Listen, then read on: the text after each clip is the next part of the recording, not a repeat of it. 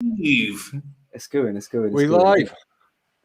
I think so. I'm just going to check quickly. Live Shade 45 Invasion, the only radio station. Sometimes I can do the accent really well. Other times I just, for some reason, I just can't get it. Have you stolen that Beavertown? Yeah, I got the YouTube notification. It's happening. Is it out? Yeah. Yeah. 7 people watching. All right, y'all. Let's just double check. Do you know what's hilarious? Is that the second Have you stolen that Beavertown? Yeah, I got the YouTube notification. Oh, there it is. Yeah. What was funny was the second. I mean, literally, maybe not the second, but like within like a few seconds of scheduling the broadcast, it had 1 dislike. Yo, big up. I just thought it was. It literally just made me laugh. I just thought, you know what? That's actually hilarious. Like, I do that. If I get a notification, if I go to click on a video and it's 10 minutes, I dislike it for not being there now. Like, fucking don't be giving me notifications for things that aren't fucking live right now. Oh, that's so funny. Fucking attention span isn't going to be here in half an hour. I mean, that's the thing. I mean, obviously, when you're doing the broadcast, obviously, when you're doing the broadcast, you want to do things like schedule it. But I know exactly what you mean. When you're from the viewer's point of view, yeah, you're like, it is fun. I know you're fun. I do know what you mean. I know exactly what you mean. That like, from the viewer's point of view, you're like, wait, I'm gonna have forgotten about that. But, like when I was looking at the what do you call it? When I was looking at the options of like what to get, it was like, yeah, you can, you know, blah blah blah, you can schedule broadcasts as much. And my first thought was like, have I ever seen a broadcast scheduled for next week and be like, well, I'll put in the old diary. Well, hold on, I got a message from Sean Cray saying, what's he saying? Saying it's not letting me in for some reason. Yeah, I blocked him. Good. 2 seconds. We got What's playing in the background now? We all need to get down the job centre. It's fucking 10 to 9 on a Friday. Job centre's not open. The job centre even exist anymore. First comment on the screen. You don't need to get down the job centre. I might just leave that under shelf. Brilliant. Yeah. So you didn't say why did you specifically say did I steal that Beavertown glass? Oh, I just thought. I mean, did they give them away? I thought you may have pinched it from I know you live up north now, so I just assumed you've got into the pinching. I mean, I did. It is stolen, but I just thought it was quite a funny thing to just directly assume, because I could have quite easily just really liked it and bought it from like eBay or whatever. Well, so it was wrong to assume, but I was correct. Yeah, it sounds like that's an expression, but I don't think I've ever heard that before. Right, what's that? Yeah, wait for I don't know. I'll say wait, like I can help. I can't really help him get on. Is it just Sean that can't get on? Because there's like 36 people live. Well, I mean, they should probably all get down the job centre as well then. Yeah, I was gonna say, yeah. If they've got best place to spend your Friday night. Luke Riddle on a Kinell screen in the background is the D&B TV Players Takeover DJ Hype and X-Man set. Oh, it sort of looks like a Sonic the Hedgehog level. What's your Shuff? What's your favourite X-Man tune? Favourite X-Man? Your favourite X-Man song? Wolverine. It's got to be, no question. Logan. What a film. Can I tell what's the name? Say again. What is that set? Is that an old set? I think it's about like 4 years old, like, but it fucking bangs. Yeah, I used to be so into that when I was younger. So into it. Yeah, trust me. The fucking D&B TV sets are really good now, because like Hype was always good with the scratching, but now he's got Serato and reloops and all this kind of thing. He throws like flipping juggling routines into the middle of a D&B set. Yeah. Fucking fire. Yeah, I was always too young to go to them, man. That's one of the things. I was always like, like I was always like a tiny bit too young to go to those. Like, Same. Yeah, you were gutted, weren't you, Sean? Livid when I couldn't go to a whatever you're saying about set. And I had a fake moustache and stuff, but they wouldn't let me. I genuinely was though, honestly. Like I was genuinely gutted back in those days. I was always like 14, and everyone like obviously there was like, do you know Kinell? You'll remember this. Remember when they used to do like it would be like X-Man, DJ Hype, like Pontins or whatever. Do you remember like those? Like, and there'd be like the CD in the tape packs, and it would be like 2002 Christmas drum and bass Bonanza Canberra Sand. Them ones, like they're the ones that I used to listen to, but I'd never. Like, you'd buy them and like you'd buy them, you'd leave them in your mate's car, and like the next time your mate gave you a lift, flipping every single one of those tapes had been chewed. I really like and somehow that still happened in the CD era. They still got scratched and damaged beyond repair.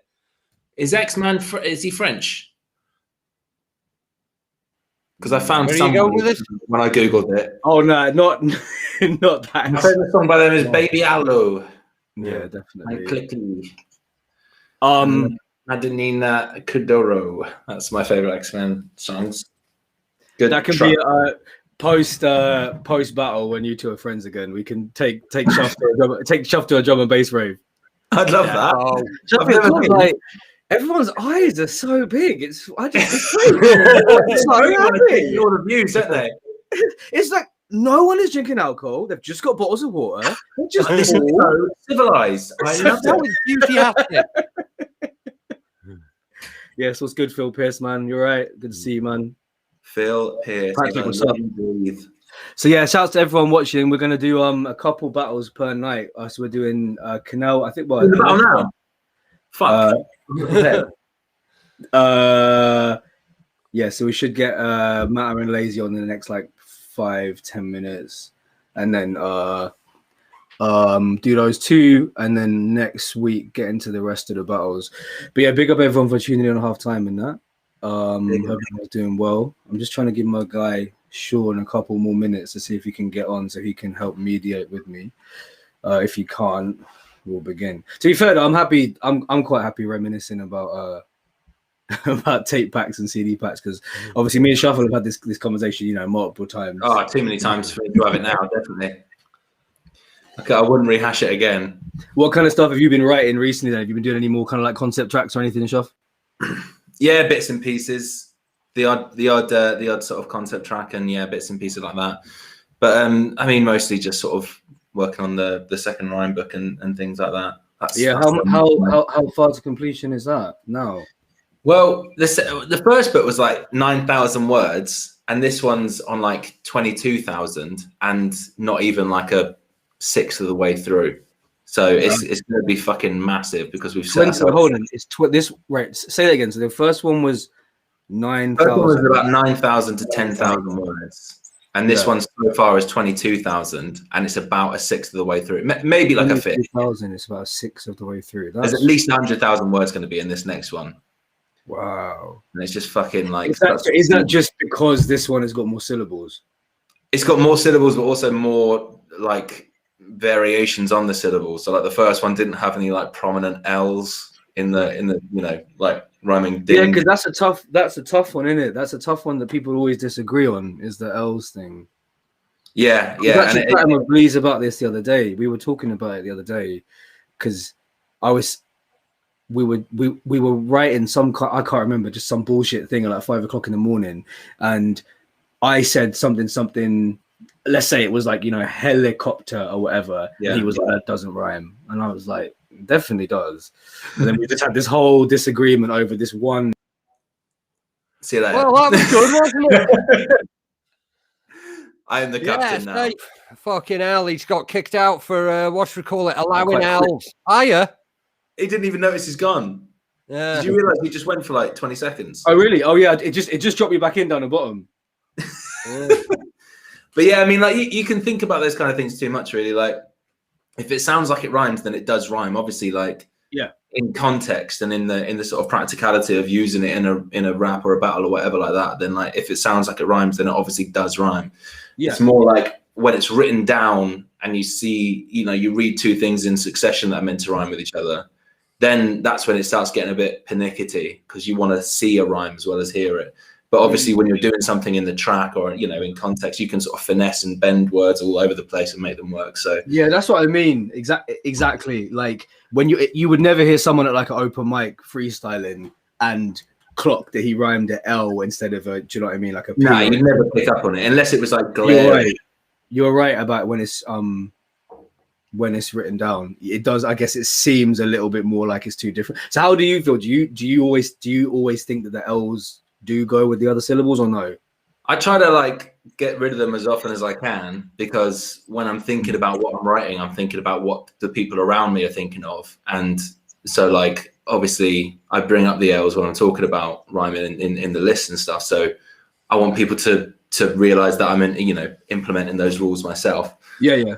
But like ultimately, if it sounds like it rhymes, it's fine. Like there are some things that like we can't put into the book because they don't look like rhymes. Like for example, like how we might have I can't think of a word that goes with it, but like Saudi leader, like al-eater doesn't rhyme with it rhymes with Al Qaeda, because you say al instead of al. You say like Al Qaeda, so Saudi leader rhymes with that. But when you see it written down, you see Saudi leader and you see Al Qaeda. Yeah. It doesn't. Right. You could use it 100% in context, but when you have it written down, it just looks wrong. But I guess the one we've disagreed with this like thousands of times about if rail card rhymes with this or doesn't rhyme with that. We've had that conversation so many times. Yeah, because I was brought up that my parents always said towel, like they said rail with towel, rail card, because they're from slang. For me, it's like, I don't know. For me, if I tried to rhyme towel with rail, it's just like it just doesn't work. But like Kinell will have a million anyway, it doesn't work in his accent that won't work. Like you'll have the one thing, like I say one, so it sounds like WUN, but when you say one, it sounds like it rhymes with bomb, for example, like one. Like even those kind of things make a huge difference. So sometimes I don't know how I say words. Like I'll write something thinking it rhymes, and then when I say it out loud, I'm like, this doesn't rhyme at all. All of us have thought that about you, mate. Other times, like flipping, like maybe I'll be like freestyling an idea out loud. I think, I'll write that down. Yeah. Then I'll come back to it the next day and read it and say, what the fuck is this? It's a very messy process. Me putting a verse together. Very messy indeed. Like, scratch and sniff. It's been one of them because I've had more time to write for this, and obviously normally I'm like a battle a month guy, and have been for years. So like my process for literal years has been like just think about things and like just have it in the back of my head. Oh, thought of a punchline, write it down. Oh, thought of something else. I'm just going through my life. And when it comes time to memorize, like the day before, I'll just put it into 3 rounds. Because this has been so long, fucking like I just had too much fucking stuff, so I had to put it into some kind of shape. So now I've got 3 rounds, and they probably won't bear any resemblance to the 3 rounds I say, but they're there, they exist. It would just sound like it's from a novel. The fact now, ever since I got fucking cut off for like 2 seconds, and now I've ended up down the bottom, and Kinell, the way Kinell's window is set up, this looks like we're guests on Kinell's show. I prefer that. Okay, cool. I like it, right, so lads, what is your Holocaust number? Is it 6 million? Give us a number. Funny enough, though, talking about that's a terrible. Let's make this appeal to everyone in an interesting way.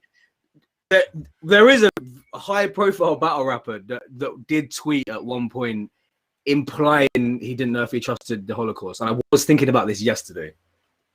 I mean, some people in the comments, if you know who I'm talking about, write it down because it was very highly publicized, and he never. I do. But he never said the Holocaust didn't happen. He never said that, but he definitely. The numbers. Yeah. Like I remember this exact. One of the things this guy said was it couldn't have been that many because they wouldn't have been able to have a gas chamber big enough. It's like they didn't all go into one fucking room at once. Yeah. What kind of a mad dictator just shove them all in one? I don't want to make more than one. I'm not made of fucking bricks. It's like these people that like they'll refer to themselves as critical thinkers and then they'll pull out their evidence and it's a low-res photo of an Instagram post on another phone that's a screenshot with about 5 of a different Google search of over a the top. Twitter thread thing. Yep. And it's like, I don't think you've got the best source for your information on this. Like, things are worth thinking about, but you might need to look a bit further into it. But yeah, at least someone at one stage in gathering this information doesn't know how to take a screenshot on their own phone. It was similar with when all the George Floyd stuff happened, and it obviously sparked like loads of conversations about racism. I remember I got the screenshot on my phone somewhere. Like it was like a friend of a battle rapper on Facebook. There was a whole thread of people talking about like, am I racist? What is racism? Yeah. And I remember someone just said like he just fully, completely seriously, and I'm gonna not say the words, but he just said them. He said, "Yes, I do call a Chinese takeaway yes, I do call a corner shop." And he said all these things, and he put, "But I am definitely not racist." And I just thought, bro, that was Lefty, I think. Yeah. And I screenshotted it because I was like, I want to remember this, and it's somewhere in my phone. It was like every racial slur, and he was like, "That's just how we grew up talking." And he was like, "I still say it because that's what the words are, but I am not racist." And I just thought, bro, like you've got some serious problems, man. But then, do you know what? I got in touch with him and I said, "I'm going to set you up with Shuffle because I think you'd do it right now." And here we are. Yeah. Anyways, 902. Shouts to the 42 people that are logged on. Shouts to Patrick Curry, who's going to be gutted that he guessed the right answer just after the right guy guessed it. So I'm not going to put his on there. But yeah, I mean, I don't even know how you're meant to start face-offs, because obviously the only ones I've really seen are like where they actively hate each other. Well, yeah, to be honest, I would describe this as nothing short of a blood feud.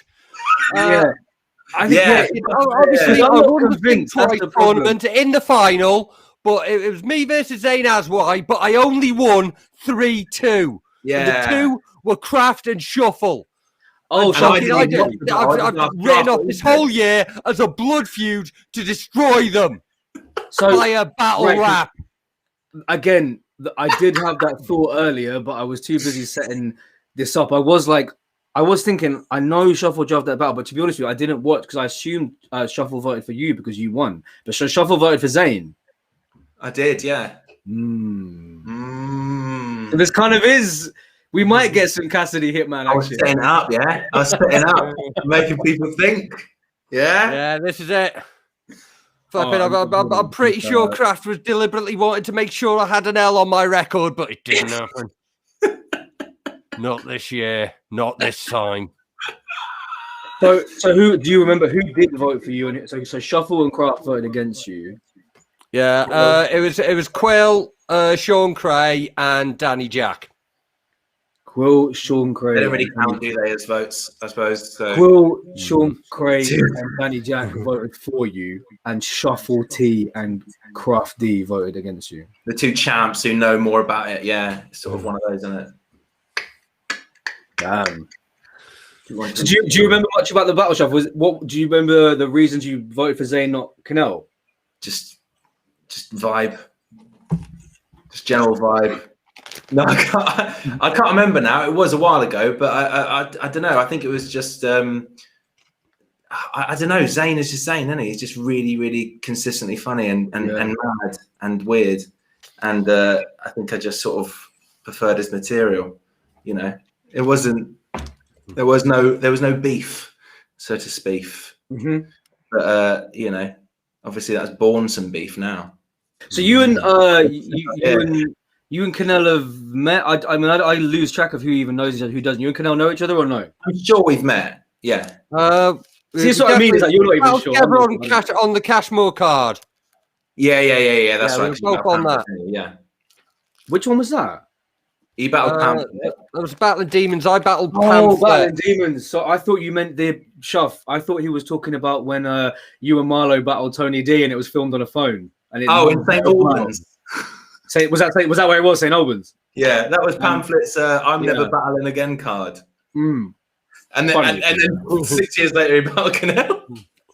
And he's on this card too. Yeah, I mean, to be fair, yeah, there's not really. I mean, there's not really even an angle for Kinell in that, because it's like you didn't even really know Pamphlet very well. You did him a really big favor, which just makes you nice that you did Pamphlet a favor. Battled, who was it? Tony D, and who was the other guy? What, me? Yeah, you wasn't it you and wasn't it? It was you me and Marlowe versus Pamphlet and Tony D. Oh, sorry, I didn't know. Right, so Pamphlet was in the battle. I didn't know. Yeah.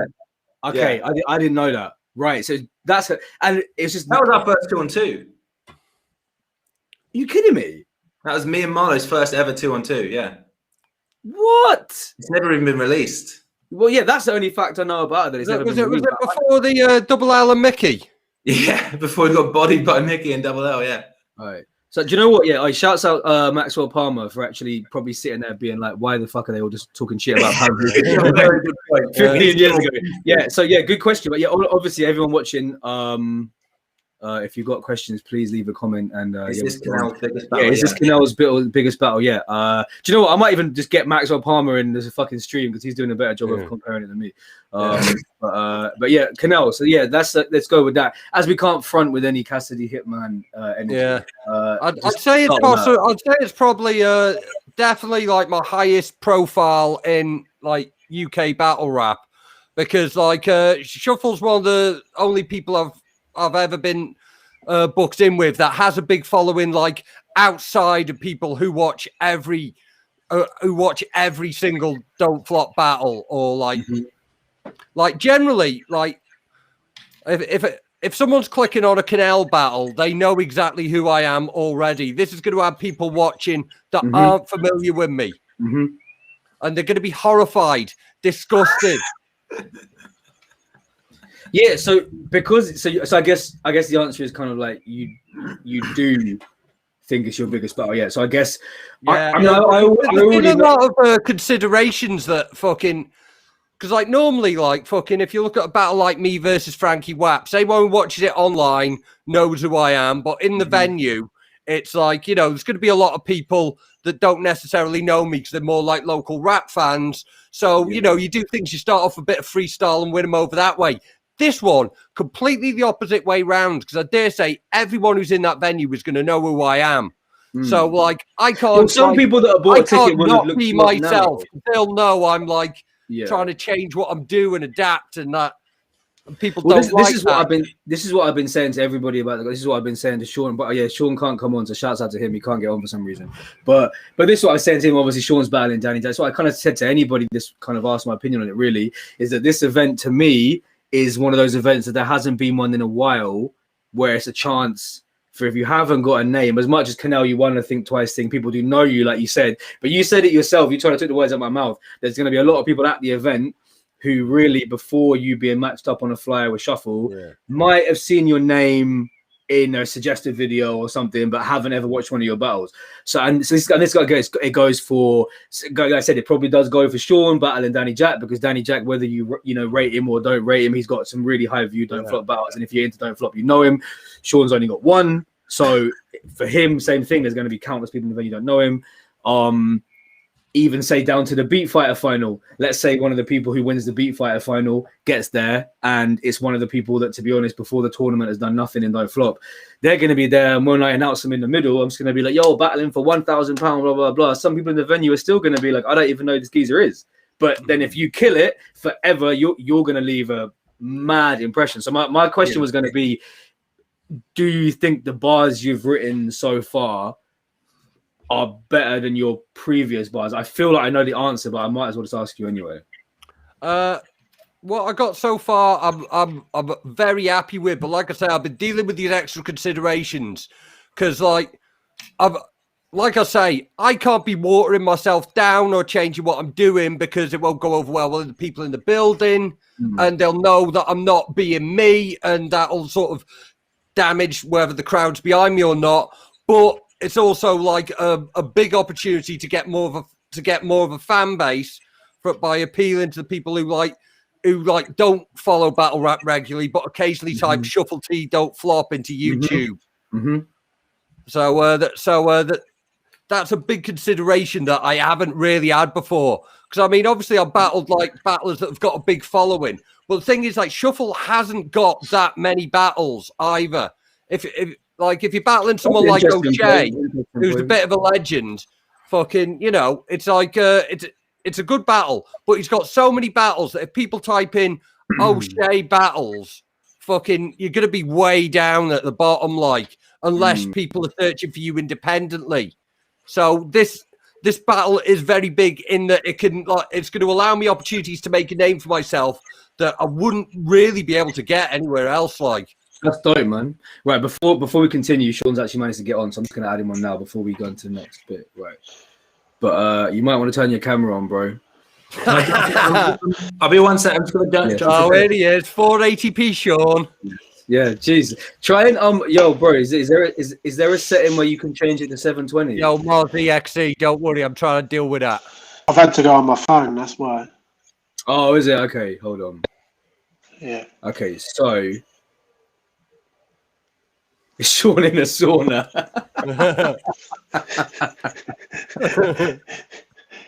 My guy Patrick. Yo, shouts to Patrick, man. Every time, big up Patrick. He did the all the branding for the stream. Obviously, he's done all the nil branding. If any of you need any design work, man, make sure you hit him up. Patrick Curry, you see him in the comments. Yeah, he did all the branding for nil, did all the branding for the stream. I mean, I don't think there's too fair. I don't think there's been a Dunk Flop event Patrick hasn't branded in probably the last like 2-3 years. So shouts out to him. But yeah, now I cannot look at Sean without thinking he's in a sauna. So I wish I had him. Do you want me to take my top off? Or? That's another thing I was thinking about the other day, how normal it is for now for rappers to do interviews topless. Because I spend so much of my spare time watching interviews. That's one thing I hate. It was never normal back in the day. It was normal to be topless in a music video, but it was never normal to be naked in just a sit down, a conversation. And it's just so normal now. And I fucking hate that. But I don't think anyone in battle rap has done it yet. So we're talking about putting names on the map. If Sean Quay was the first one to do a topless battle rap interview, that would be lit. I can't lie. Shuffle's come back at the right time. Probably won't happen. But yeah, definitely, man. But yeah, so Shuff, going to you. I mean, obviously, Kinell saying this is pretty much undeniably like his biggest challenge. Where does Kinell sit on all the people that you've faced? Because it's funny, Kinell, you say that Shuff hasn't got a lot of battles, but to me, I think he's had enough to like Shuff. To me, you've had enough clashes to have faced an array of opponents. Some that you respect a lot, some that you clearly didn't really at all. If you don't know who I'm talking about, Google Dunk Flop Shuffle T versus Anton Murphy and watch that one. But, well, don't say it. He might be watching. If he is, I'd give another clash. I thought he's clashing King Los at RBE. But yeah. But anyway, yeah. So where does Kinell on the grand scheme of battles? Where does Kinell sit? Well, actually, first question: who was your last battle? Not just in general. Who was your last battle, and then where does Kinell sit? Last battle was Soul in December, which was a really enjoyable battle, and obviously like Soul is an amazing writer and etc. etc. You know who Soul is if you know. And that was a big challenge in that way because obviously it was like an attempt to outright someone, which I don't always try to do. It's usually just sort of like, let's just enjoy the battle and, write the most entertaining thing that you can, which is always the most fun approach to a battle and what I end up doing most of the time. Yeah. But like, so I mean, obviously, like it's different battling Kinell. Like Kinell is, he's been around for a while and he's established and stuff. Like, but like I do feel like we're not often put in the same kind of like. I feel like we're not often put in the same conversation because obviously, like I don't know, my views are so much higher and my talent is so much above. So it's sort of, I'm glad you took it there because I was listening intently to what you were saying, but I was thinking, God, British face-offs just don't pop like American because we're all just too fucking nice to each other. Unless I'm incredibly drunk, like I was with the Yunnan one, I find it hard to actually badmouth someone. I know, no, I'm not blaming you at all. I'm not blaming you whatsoever. We're all the same. It's just like, but no, I mean, like obviously, like I don't know, like I feel like Kinell probably is the underdog in this battle. I feel like that's of course, a natural assumption to make. So I feel like that does, however, put me on a back foot. Like at the time of battling Yunnan, he was the underdog because he'd gone through a bunch of chokes in a row, for example. And so I was like, oh, fucking, I'll beat this easier. You know, he'll just choke and I'll sort of put out some third-rate material. Or not third-rate, obviously I tried as hard as I could, but like I wasn't writing to beat someone. And then he came out and was like really, really, really good. Same happened with Bullets. Like I expected Bullets to go one way. He went in a different way and he beat me as well. So like, I think that the underdog thing can actually impede on the other person. And so for me, having learned from previous battles, it makes me think that I've got to ride to the top of my game, actually. I've got a battle with Nugget coming up on the 31st of July. And that I feel way more comfortable with, even though he's like been battling since like 2010 or 11 or whatever, and had a big couple of battles then. But like I feel way more comfortable there. But like here, I feel like I have to like write as good as humanly possible. And also, there's something about battling the Fiddler's Elbow. Not that I've ever done it, but I have. I battled Heinz as a freestyle thing, but I've never done like a stand in the middle. Not about you, though, is it? But what I'm saying is like I feel like what you're saying about the pressure is more on this because of blah blah blah.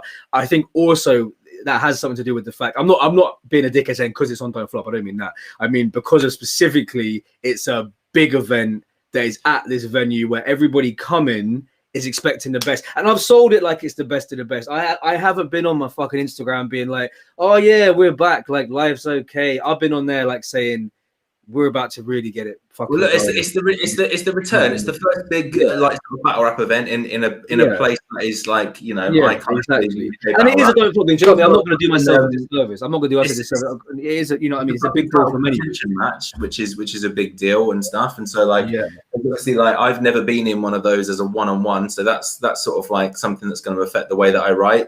Like, I'm not one for personals and things like that. I'm not really that bothered by that. I just want to make the most entertaining thing that I can. And so I just think that the way in which I'm going to entertain might slightly differ from usual battles, maybe. Like I'll try to be a bit more bar heavy perhaps and things like that. Like, I don't know. It's sort of, I'm being maybe too candid here, giving my fucking cards away. But like, I like the idea of trying to go into this and be like, I'm going to try and one up myself in terms of a normal battle and give this the credit that I think it's due because it's a title contention match and it's a return form and that kind of thing.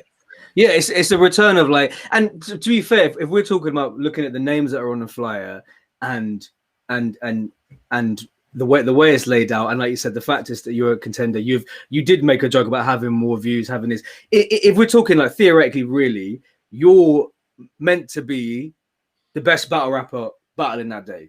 Like as far as how other people see it, and that to me that is we both should be. Yeah, we both should have that sort of hanging over our head that like that's where it should be. Then that person is by definition the best battle rapper battling that day because we're in that position. And I think, to be honest, I think it's a battle that makes sense in that case because of like Shuffle's history with Don't Flop and what he's done, various moments, and like his sort of status on there. Flipping, no one would have a problem with him having a title shot. At the same time, flipping, if I beat him, then that surely makes sense for me to have the title shot. So that's exactly how I feel. Like if you win, then like what could people say? What's the argument to say that you don't deserve it? And also, people have been saying that you should have a title contention shot at least for like I think about 3 or 4 years that I've seen your name pop up. You've at least been in the conversation. So to me, it makes complete sense. Like, and if other people who are better than us are not in the conversation, it's because they don't want it enough. And so I think that we do see this opportunity to be like this, to take it seriously and put as much effort into it as possible. I think when you're talking about being, sorry, I was just thinking when you were speaking, to me, like the only, it's obvious why you're a contender. Obviously, you don't really have to list the reasons why you're a contender, because you've got the long history and Don't Flop. For me, it's like Kinell's a contender because of lyrically what he does, and we knew kind of when we announced it there'd be certain people that would go, oh, Kinell's in the thing for a title now, and it's like, but as far as I'm concerned, the only reason there's any doubt about whether Kinell should be it or not is just because less people watch it at the moment. It's not that if this was came in later when things didn't come in late and it's get not many views. Yeah, so it's not. It's just there's nothing else to it really. There's nothing else to it. As far as I'm concerned, it's not that, like no one would look at like your performance. It's not like you turn up to battles and fucking choke every round. You no show. You're bad to deal with. It's nothing like that. We just kind of knew going into it. This matchup wise, I mean, me obviously, I've always rated you. I've always booked you, whatever. So I was like, I know if I put you against Shuffle, you're gonna come, top tier shit. And to be fair as well, even though not too many people were feeling those video battles we did, like your writing in the video battles was off the chain. Do you know what I mean? You took it like it was a fucking in-person title tournament. Do you know what I mean? Whereas some people were a little bit more like, oh, I'm just scribbling it and rapping into my phone. It's nothing. Who specifically? Some of the people that I'm not going to name because I'm not going to give you that satisfaction. But no, I think less active. I said Anton Murphy because he's not still active. The people I'm talking about are actually nice people. They just didn't do very well in the tournament, and they're still active. So. This fucking focus is a piece of shite. But yeah, so talking about the contention. I mean, where are you? Because it's always 50-50 with you. I don't like when I'm offering you the battle with Kinell. I thought you were quite likely to take it because I knew you'd think it was a good battle. But I wasn't. I'll be honest with you. I wasn't 100% certain. When I said, shall we do it for number one contender? I wasn't 100% certain, to be honest. You jump at it. So it's like, where are you at with battle rap at the moment that made you like, actually, yeah, I do want to do that? To be honest, like with battle rap at the moment, like I am just, this isn't even a reflection on this match actually, but like, so I don't take it as such, but I'm eager to battle anyone at the moment. Like this isn't the thing against you. Actually, I'm not trying to be but like I would battle anyone. Like if you said anyone else, I would have also taken that match. But with Kinell, for me, that decision kind of felt like, I don't know. Kinell's a funny battler. He's got a real personality to him. Like there's not many battlers who I can think of who have still really like. Or at least people who haven't already had a title shot or haven't been in the conversation for so long, like, who has a real personality and a character to him that I think it would be fun to, or make sense to battle against. Like, obviously there's people like O'Shea who I could theoretically battle, but at the same time, it's like, I don't know what I'd say to him and stuff like that. Whereas like with Kinell, like he's got he's perfectly capable of being funny and then going aggressive and going between those two ideas and stuff. And he's always original. And that to me was sort of like an excitement. It was a bit of a challenge to me. Like it's interesting to go up against someone who, and it does feel like a sort of like, old guard kind of thing. Like I agree. Yeah, for sure. I just think it makes sense because I feel, to be honest, I feel bad for battlers. Like, even though we're doing a face of, obviously, I know we're not going to come on here, and I'm not expecting you two to call each other trash or whatever. But I do. There is a selection of battlers that I genuinely, I feel annoyed for them. Like Kinell, you said it yourself. That you came in that little bit too late. Because, and I want to reiterate what I said before. That but I really can't think of any battle fan that would watch your clashes and just outright say Kinell is trash. It's just not. It's not something I've personally ever seen people comment on our videos. You know what I mean? They probably will now just to fucking wind me up. But it's like I just think you're just one of them guys where you now have to work twice as hard as we all did. Do you know what I mean? Because you're at this point where you gotta be taking these big battles and you gotta be proving people I am as good as these people that were clashing in 2014. I just happened for whatever. Like, and what is the reason? Actually, I don't think I've ever asked you. What is the reason that you came into Don't Flop at the time you did and battle rap in general? The reason I sort of started battling at the time I did is because I wasn't really seeing the battles happening that I wanted to see anymore. Right. Like flipping that, like was it a different way, and like fucking, I was hearing a lot more "Gun So Big" and flipping.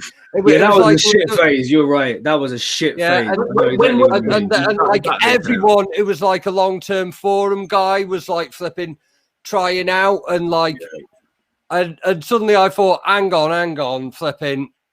Because I mainly followed like Don't Flop and King of the Dot. I wasn't familiar with like some of the like smaller leagues. Like at the time it would have been like I don't know, your Barmageddons and things like that. So it came to a point like, hang on, flip it.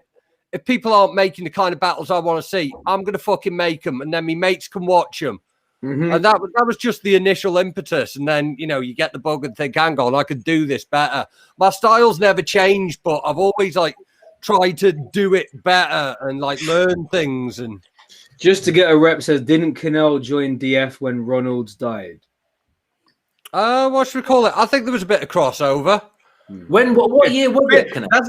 That's how you explain to your missus that you kind of were still kind of seeing someone when you wanted.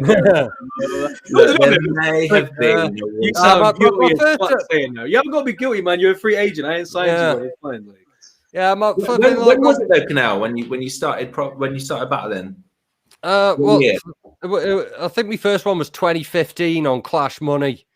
And then it's quite late, 2015. Not late in the grand scheme of rapping. Yeah, it was November and all and it's mad because I felt late when I came in 2012. I felt like I was late to the party, and I felt late. I felt late when I came in when I did. Really? Because I've been watching it and I was too young to go to all the battle nights in Norwich. I was literally thinking about this the other day. I was way too young to go to the battle nights. So by the time I could go to them, I was probably going to die soon. And this is 15 years ago.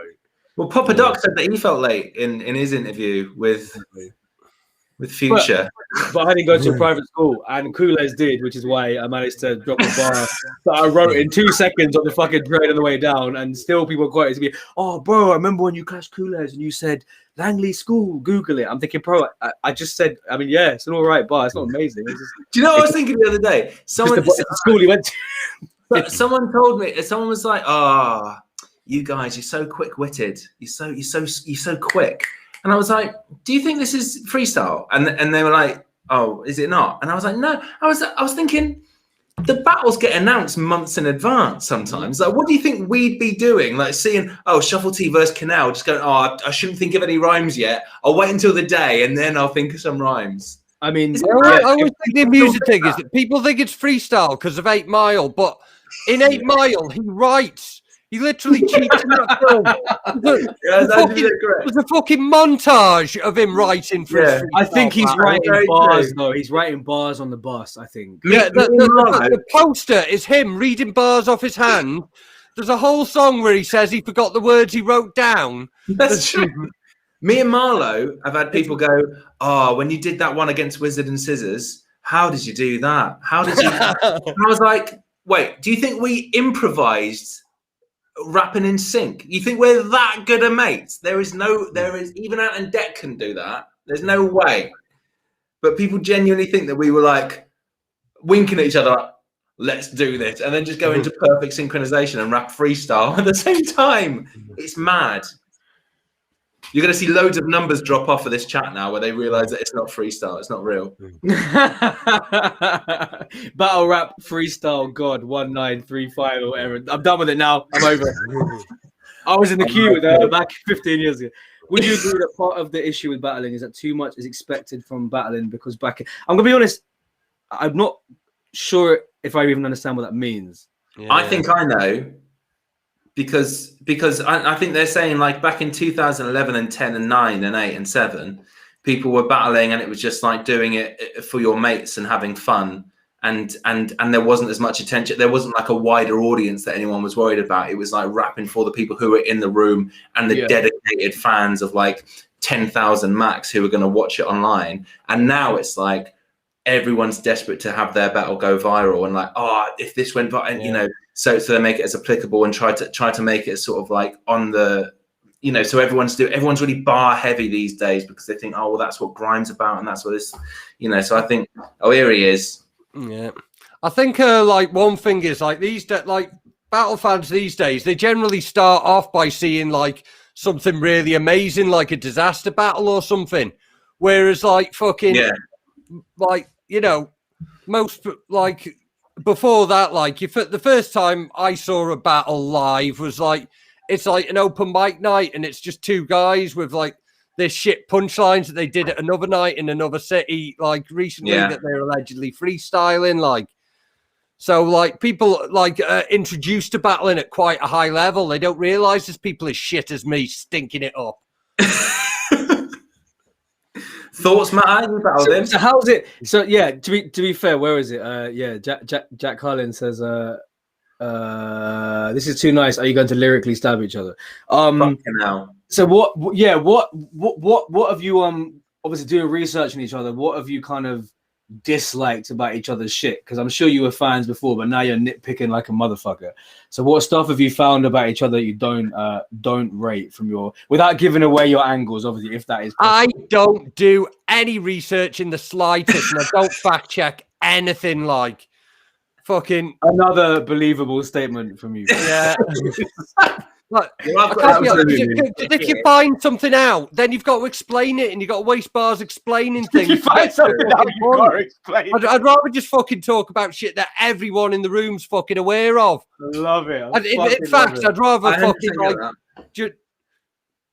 I like just making things that aren't bad sound bad. Like fucking, it's like calling someone a paedophile for doing charity work or something like fucking no everything. You're no one of them battle rappers where nothing. everything you say sounds like a bar. Kinell, I've told you this when I've been in person with you before. If I sit next to you and we're eating or drinking, everything you say sounds like a Kinell bar. Like what you just said, it just sounds like you're rapping. I can't hear you and not think you're rapping. But anyway, that should Matt, be your fucking late. So Lazy says that he can't get on because he was trying to do it through phone. And yeah, I didn't know there'd been any issue with phone. But supposedly he's not able to get on because he's on his phone, which is whack as fuck. But that blows my mind if Lazy doesn't own a laptop. No, he does. Oh, but he's got a fucking Mac. He's on the way to someone. He was literally going to hop every Mac available. He's got them in different colours. One in widescreen, one in letterbox. He's got them all. Fucking hell. They probably gave it to him when he joined, I don't know, Mensa or whatever the fuck. Oh, you're muted, Matt. You're muted. Matt, you're muted, bro. We can't hear your dulcet Yorkshire tones. You're this is muted, you, bro. You're still muted, man. Dan O'Shea says, who would win? So you lot are actually killing it. Big up everyone who's tuned in because you're actually making sure we stay on the face. Who would win in a fist fight? Please keep dropping questions and comments in that. Dan O'Shea says, who would win in a fist fight? I actually don't know the answer to this question. I'm not sure who I'd pick. I'm confident I would win. I'd be drunk at the time, but somehow I would injure myself while winning. I reckon sounds like a bar. I reckon I'm physically stronger, but I reckon Kinell is willing to do what I'm not. Scumbag energy. Suspect. Yeah. Oh, grow up, bro. And it's fucking 2021. Mad suspect. No. We're in a professional setting, and I set my name on the screen to so you need to refer to me as in any. Sorry. You're saved in my phone as Rowan Good. As I said on Battle Rap Resume, that's what I fucking say. Everyone took the piss out of me, but at least you just proved that. You would have got me when I told you you're saved as that. You were like, what other do you know? And I was like, no, I just like to have Rowan I must have been on a wild one that day. Definition Paul is saved as Definition Paul. Then why is he not Paul Definition? Good point. That does sound like a gay porn star, though. Like, actually, while we're talking about things, while we're talking about things, if I could ask you a quick question there, because like I remember like you and Shuffle Up at the same time, easy. Oh, you'd get battered, Rowan. No, I actually think you'd fuck me up. I actually agree. I do think you could probably beat the shit out of me. I've thought that. That's why I was asking. Kinell actually shoved. Did you even answer the guy's question? Kinell said. No, you did. You said that Kinell. Yeah, I think I could arm wrestle him maybe and win, but I think in an actual fight he would. So yeah, before Kinell asked his question to me, both of you think you could beat me up? I've got that no respect for my own personal safety. He's got that nutter energy. He's like who you wouldn't win in prison. There'd be someone who's like massive like that, and then they wouldn't touch him because they'd be too afraid of. He's like Rorschach from Watchmen. Watchman. That's what it's called, isn't it? It's Watchmen. A watchman is one geezer with a torch in a museum. Do you say Watchman? Watchman's like a Jewish surname, like Phil Watchman. Kinell, I'll tell you now, I'll bribe the judges if you do an 8-bar scheme that ends on. And on the face-off, you thought Watchman was pronounced Watchman.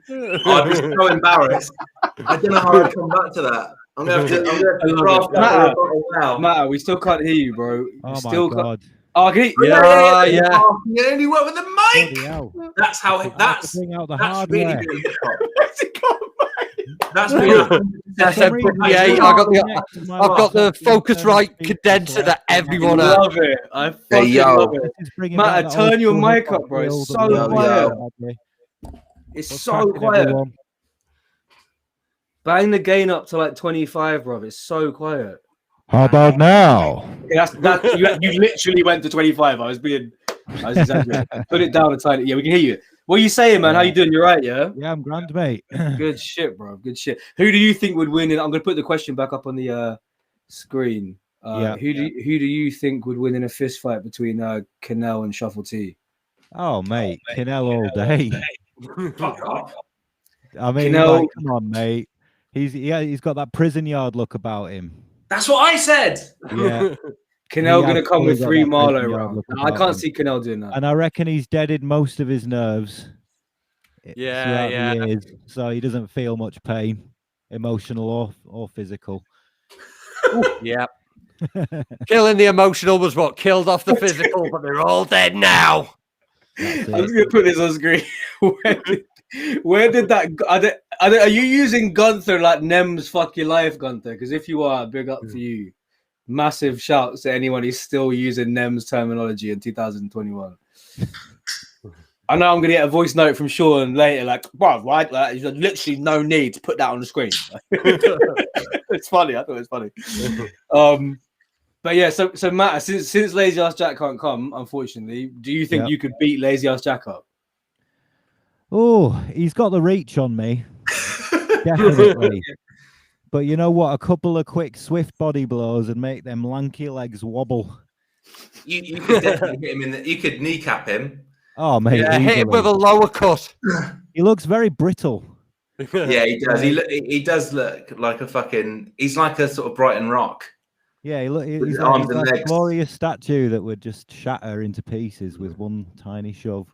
Patrick says you are And so I think quiet. he's got a very low center of balance as well. I'd have him, mate, definitely. Yeah, you'd be. Yeah. As long as he didn't knock me glasses off. I'd be So all right.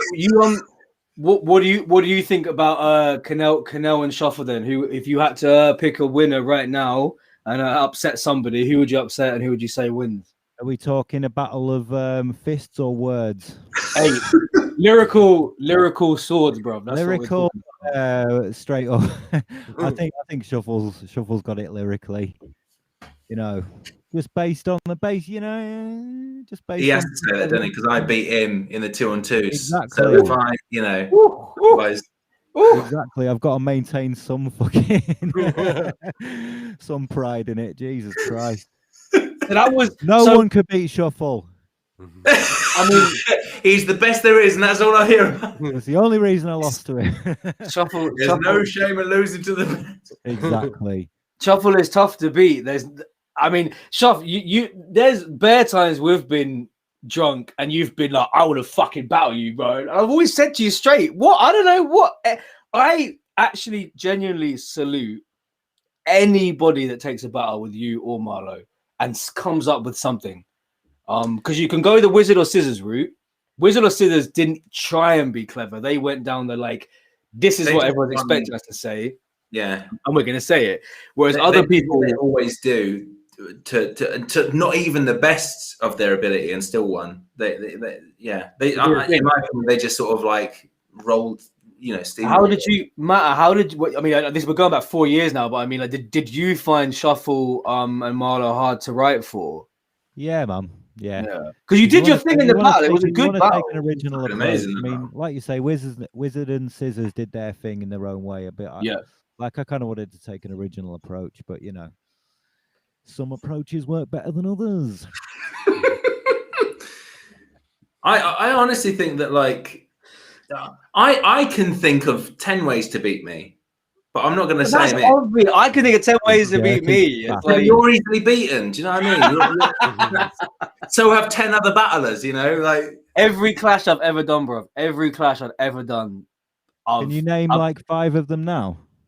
Of mine or his? No, the ones you know to beat you. Shuffle. Who's you when you say this? You Shuffle. You just Me. said I know 10 ways to beat me, so list us 5 now. Now come on, mate. Do you know what I mean? I'm not going to give away my best angles. 2. Well, I'm a paedophile. I'm a wanted sex offender. They're sort of the same thing. Fraud. That's like that's the intro to my next album. You know, it's not going to be a voice note from an ex-girlfriend. My ringtone. Wasn't there a West Coast like duo called the Nonce? Yeah. There was definitely a rap group called the Nonce. I think they were from the West Coast, like late 90s. Unaware of the British meaning. I've been looking for rap that represents me as a person, so I'd love to listen. Great stuff. So Kinell's been out like searching out obscure hip hop groups that sound like sex offenders. I think he just been searching. No, just turned up while I was searching Nonce. He's just searched. He's just searched. But yeah, I think two ways to beat me. I think just like well, I don't know, because a lot of them have come up. I just don't think they've been like tackled in the best possible way. I agree. I feel the same way about a lot of battlers. You're right. Yep. I mean, like the Gervais thing is so obvious, but I feel like that could be done in a really way. The fact that I sort of quite a lot, and like that's kind of a problem because like fucking. If you go for that, you're like rehashing an angle that's already been done in a whack way. But that's the thing, isn't it? But there's always ways to go. This has been done 1,000 times, but I'm going to do it in a slightly unique way. Where even though people go, they're bringing up that, you can still Heretic with the vegan thing. Like I spent ages coming up with that, and like I knew that people had done it before, but I knew there was a sort of there were a couple of like ideas that I could work in that would work better than them. Do you know what I mean? I just feel like there's loads of angles that have been used against, and like the posh angle, like even though again like that's been done to death, I do feel like it hasn't been like done to its potential that could genuinely put me like on the back foot and make me embarrassed. The problem with battling you, bro, the problem with battling you, the posh. I mean, I agree what you're saying, but the problem is that it's. The reason when you've always said to me, one day me and you should battle, I've always been like, because like if you do the posh angle on you, you can just diffuse. I can't remember what Dialect and Zen's angle was when you said shut up Dialect and Zen, but you can just do that concept. You can't reuse that obviously, but I mean that concept of shut up Dialect and Zen, that diffuses fucking anything. So that's to me when you're maybe not the Gervais thing. The Gervais angle, you're right. Maybe has said in a posh voice, though. Like saying "shut up, Dialect and Zen" only works if you say it in a posh voice. That's right. Yeah. Hence privilege. Power in a way. Privilege. The power of privilege. That's what we have. Yeah. I met a genie 3 years ago, and he granted me one wish, and it was white privilege. But there's the intro Will to track Smith 2. Genie. But big up Ambler, man. Shouts out to tuning, man. If Ambler fucking killed the beat for the Beat Fighter intro, so shouts out to him, man. If you need beats, hit him up. But yeah, I mean enthusiasm for that shout out. No, because I was trying to do like a million things at once. Again and mean it. No, he's sick. Shout out Ambler. Ambler, you're a G. I love your beats. Thanks a lot. Yes, mate, Ambler. Now I'm gonna buy a beat myself. I'm going there right now. I'll be honest, I was trying to refresh like about 5 different tabs as I was saying it. But never make excuses. But yeah. So like, this is what I mean. Like the posh angle. You're right. There's always new ways to flip it. Always. But I think from a battle rapper point of view, you're always just going to be worried that you do this. People have tried it to you before, not just dialecting. I can't think off the top of my head, but like when people approach you on a super serious flex, it just doesn't hit the same way. Like unless someone dug up something about you that was actually like no one knew and it was actually fucked, then it would hit. But these things about like you're a fucking blah blah blah. When you come back and you do your as Dan O'Shea has commented, you're self-deprecating. When you come back with that self-deprecating and that self-realization about blah blah blah, it kind of diffuses what they say, which is why I think you and Kinell is a good battle, because Kinell is not unless it was so good that it doesn't. Like there's ways to do it. Like, you know, it's like we've talked about before, Rowan, when like people do the fucking that thing where like you can bring up something and then someone says, I'm not actually from India, I'm from Pakistan. Yeah. And you go, why do I fucking like I don't give a shit. Like, one of my favourite shit things that can happen in a battle well. is when someone does a rebuttal and they're just saying something isn't true, and it just dies because there's no punchline. They're just saying something isn't true. Eminem did it in Kill Shot, where he was like, we talked about that as well, Rowan, where he's like, go back to, that wasn't my 4th album, it was my 5th album. Yeah. Like he's going to be there like, I'm so embarrassed. I said it was his 4th, but it's actually his 5th. I'm such a dickhead. I'm just going to end this feud now. My mum's not a slag. That's not true. No one's ever destroyed. No one's ever destroyed an angle with factual accuracy. It's never worked. It's never diffused the actual angle. Heretic had something. We met at Bath Uni. You said it a bit, but if we had been like, we didn't actually go to Bath Uni. We went to sixth form college. That's where we met. It would have meant nothing. It's true. I actually did think you met at Bath Uni, though. That's the Where did you get that from? I don't know where I got it from. I didn't go to uni. That's my vibe. Fucking like that's why I don't. You got a real Bath Uni vibe. Where did the information come from? Bath Uni. Oh, fuck knows, mate. A man in a hat in a car park. A little bit. Yeah. I feel like you just like went on a list of UK universities and just. I mean, come on. I mean, like I say, I believed it when you said it. So, but to be fair, again, you got rejected. These rebuttals we're talking about, because it's true. I personally think they're fucking terrible. I hate them. Someone's now going to probably put up when it dies in the room. It cheers me up so much. It's like, do you know what? I did do one. I did do one, but it was a pre-battle. One of the cringiest battles of all time. When I battled Frankie Waps and Jay's Juice, I knew 100,000%. I knew they were gonna say, "We fucked your girlfriend," because they did it the whole regular season. They did it. So I had a pre-battle that was I think it might even be online. This might be I forget which ones got taken off. But I said like, "You said you fucked my girl." That doesn't seem true because she comes from a country that you've never been to. And I said it. I thought it was they go, yeah. Now they know that we show me your passport if you've shagged her. Oh no! It just doesn't. What you taking off? Been stripped. What you taking off? Do you remember every single one of your WRC rounds still, word for word? No. You get him drunk enough, yes, and he does. I promise you, I don't, bro. I've met people that do though. True story. Oh yeah. That guy Rowan Fife, Growing Life.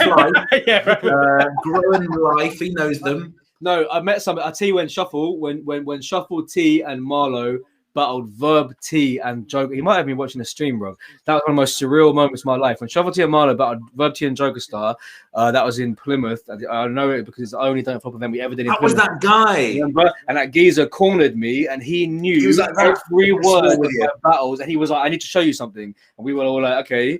And he just quoted. And I was talking. He was quoting freestyle battles that have 25 views that nobody's seen, and he was like, "Yeah, I've literally watched your whole catalog." I was like, "Bro, that's amazing." Like, this is before Instagram stories and stuff. Do you know what I mean? Like, hey, but like, yeah, like that was the question I was going to ask you earlier. Oh, sorry. Yeah, carry on. The race for your space. Sorry, man. That was a question I was going to ask you earlier, because I remember reading this interview with Sage Francis about his like when he was in Scribble Jam, and like he didn't enter as Sage Francis, he like entered as like Zolzan because it's a weird name that no one could remember or like say anything good about. And I always thought that you might have picked that name because it's a pain in the arse to do anything with off top. Oh no. Rowan, what was your name before? Go on. What was your beatbox name? Hey, if you know, isn't it? It's one of them ones, isn't it? I don't know. So what is it? There's 48 people. You know beatbox name. What is it? I don't even know. Yo, drop us a beatbox, man. I'm not doing a beatbox on camera. Come on.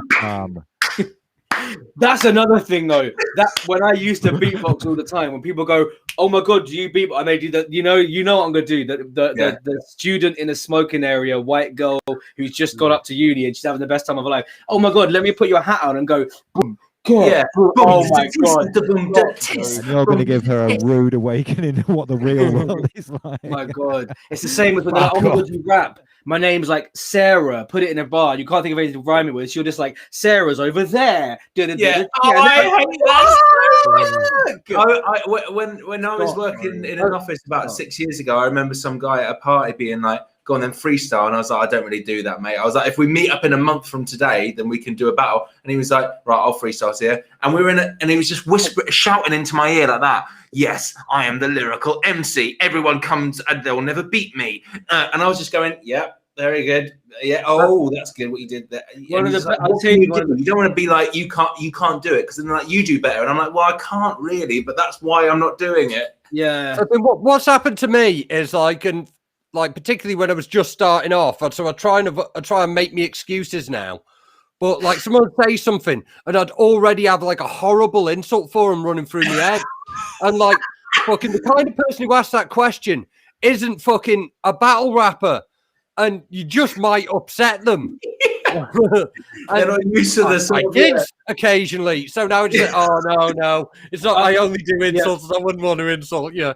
Yeah, I've had that. It's always times. Someone with like a fucking eye that's a bit wonky. They've got gout or something. Yeah. There's always a physical deformity. So what would you say in the right line when they're saying it?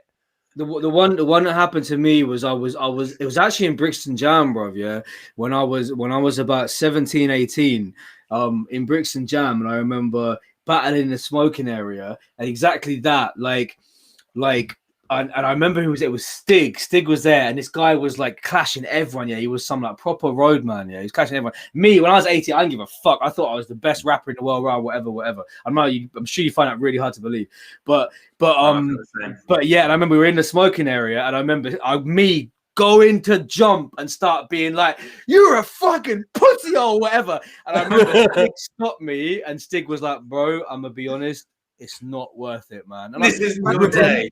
I didn't understand back then that certain things, I thought anyone that rapped wanted to battle, because I've had like crazy shit said to me in the battle, so I'd never thought of fighting or anything. Do you know what I mean?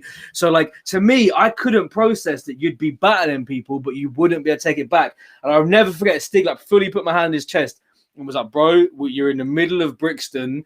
It's 1 o'clock in the morning. You're a long way from home, basically. Don't start calling this random geezer with his hood up." And I remember it. Do you know how clearly I remember the story?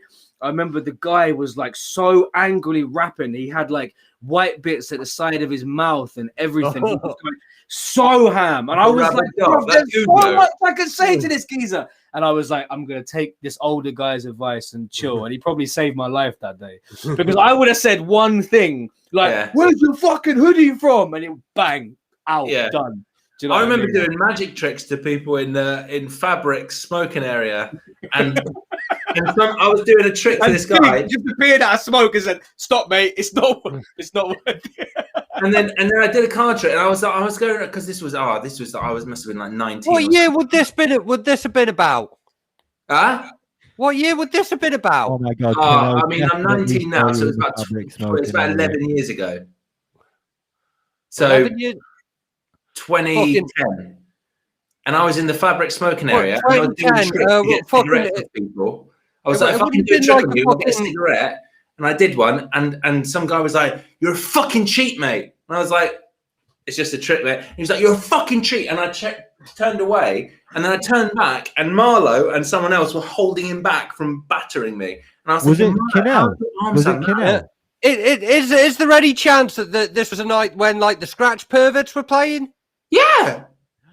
Fucking, because I'm fucking like, I didn't threaten him, but I do have a fucking memory of fucking like some little bellend trying to fucking come up to the fucking like. He did look like a crackhead. Like, this makes sense. Between each other, and some little fucker come up to me and was fucking like. This could have been fucking you.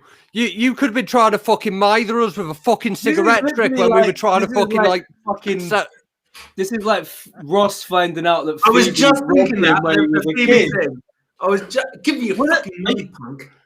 Are you being serious, Shava? I am being playing when you were there. This is something You that remember? happened. No, I don't know who Someone played when I was there. That took would a have cigarette blown trip my while me mind. and my mate were Rocks. doing illicit business, and we did tell him to fuck off. Someone came up to me that night and went, MDMA? And I went, oh, sorry, no, I don't have any. And he goes, oh, no, sorry, I was offering you some. I went, oh, oh no, I'm all right. He goes, no worries, see you later. The most polite man I've ever met offering me MDMA. So polite. Yeah, we Most had drug dealers don't actually force you to take it. You know? They do just offer it. It was so nice though. No worries, see you later. But yeah, we had someone doing magic at the last event. I didn't book him. He might be watching the stream. I don't know if he was Jay Franklin. He's one of the new Don't Flop battlers. He just brought. I know him. He just brought his mate, who's just really good at magic, and then like about 3-4 different people. This is like our last event a few weeks ago. About 3-4 people came up to me. I'm like, bro, I gotta give it to you, man. Like, really good shout getting the magician. And I was like, is this some new like slang I don't know about? And then eventually, I promise you, I didn't know till the next day. Still, I was like, what fucking magician? And it was actually the friend of this battler he brought, who just brought his card, and he dressed like you. Say he had the long coat, the shoes, everything. Yeah. Did I tell you about the time? Arab. He was like an Arab version of you with longer hair. And I said, I was darkening my skin. Did I ever tell you about the time? Oh, he's gone. See you later. Fuck for that. Where's he gone? Hey, Matala, how you doing anyway? Oh, I'm grand, mate. Not bad. Oh, There he is. he's come back up. Hey, he's switching positions all over the board. Right, Rowan, did I ever tell you about the time that I went to... Oh, he's frozen. I can hear you now. I got a magic gig a few years ago in Windsor, and it was through my old agent. He was like, oh, he's gone. Are you back? Right. He was like, do you want to do another gig? And it had been like 4 years since I'd done one. And I was like, oh, all right, fine, I'll do one. And I went to this event in Windsor. It was like a sort of like corporate event. And I went there and I was doing some tricks and I was a bit out of practice. And then I go into the main hall and then Danny Jack's there. And I was like, I remember you telling me about that. What are you doing here? And he was like, I'm here for work. I'm here with my girlfriend for work. And I was like, I've got to do tricks for you now. This is so embarrassing. It's like when you're a waiter and someone turns up and they're like, oh, hi, I know you from school. But I had to do magic tricks for him. It was so fucking weird. Last one I ever did. Was that the last one you ever did? I'm still baffled by the possibility that flipping like we met in fucking Fabric like a decade ago. Because like I'm trying to think about because obviously I've met all of you for various reasons. My memory of that night not the best. I just kind of remember what happened, but now I'm trying to think back to it. I could be projecting an image of you onto who it was. Never been to Fabric, mate. You were in some fucking gutter in Kettering or something. Imagining the whole thing. Why Kettering? That was too much. I love that's the place I wasn't expecting to hear on the stream tonight was Kettering. But right, I'm gonna have to fuck off now. Yeah, man, all good. Matt, we should discuss you and Lazy, seeing as he's unable to attend, unfortunately. Kinell, you staying on? Yeah, that man. Yeah, I like around. Good shit. I Shuff, big up, man. Good luck in the clash.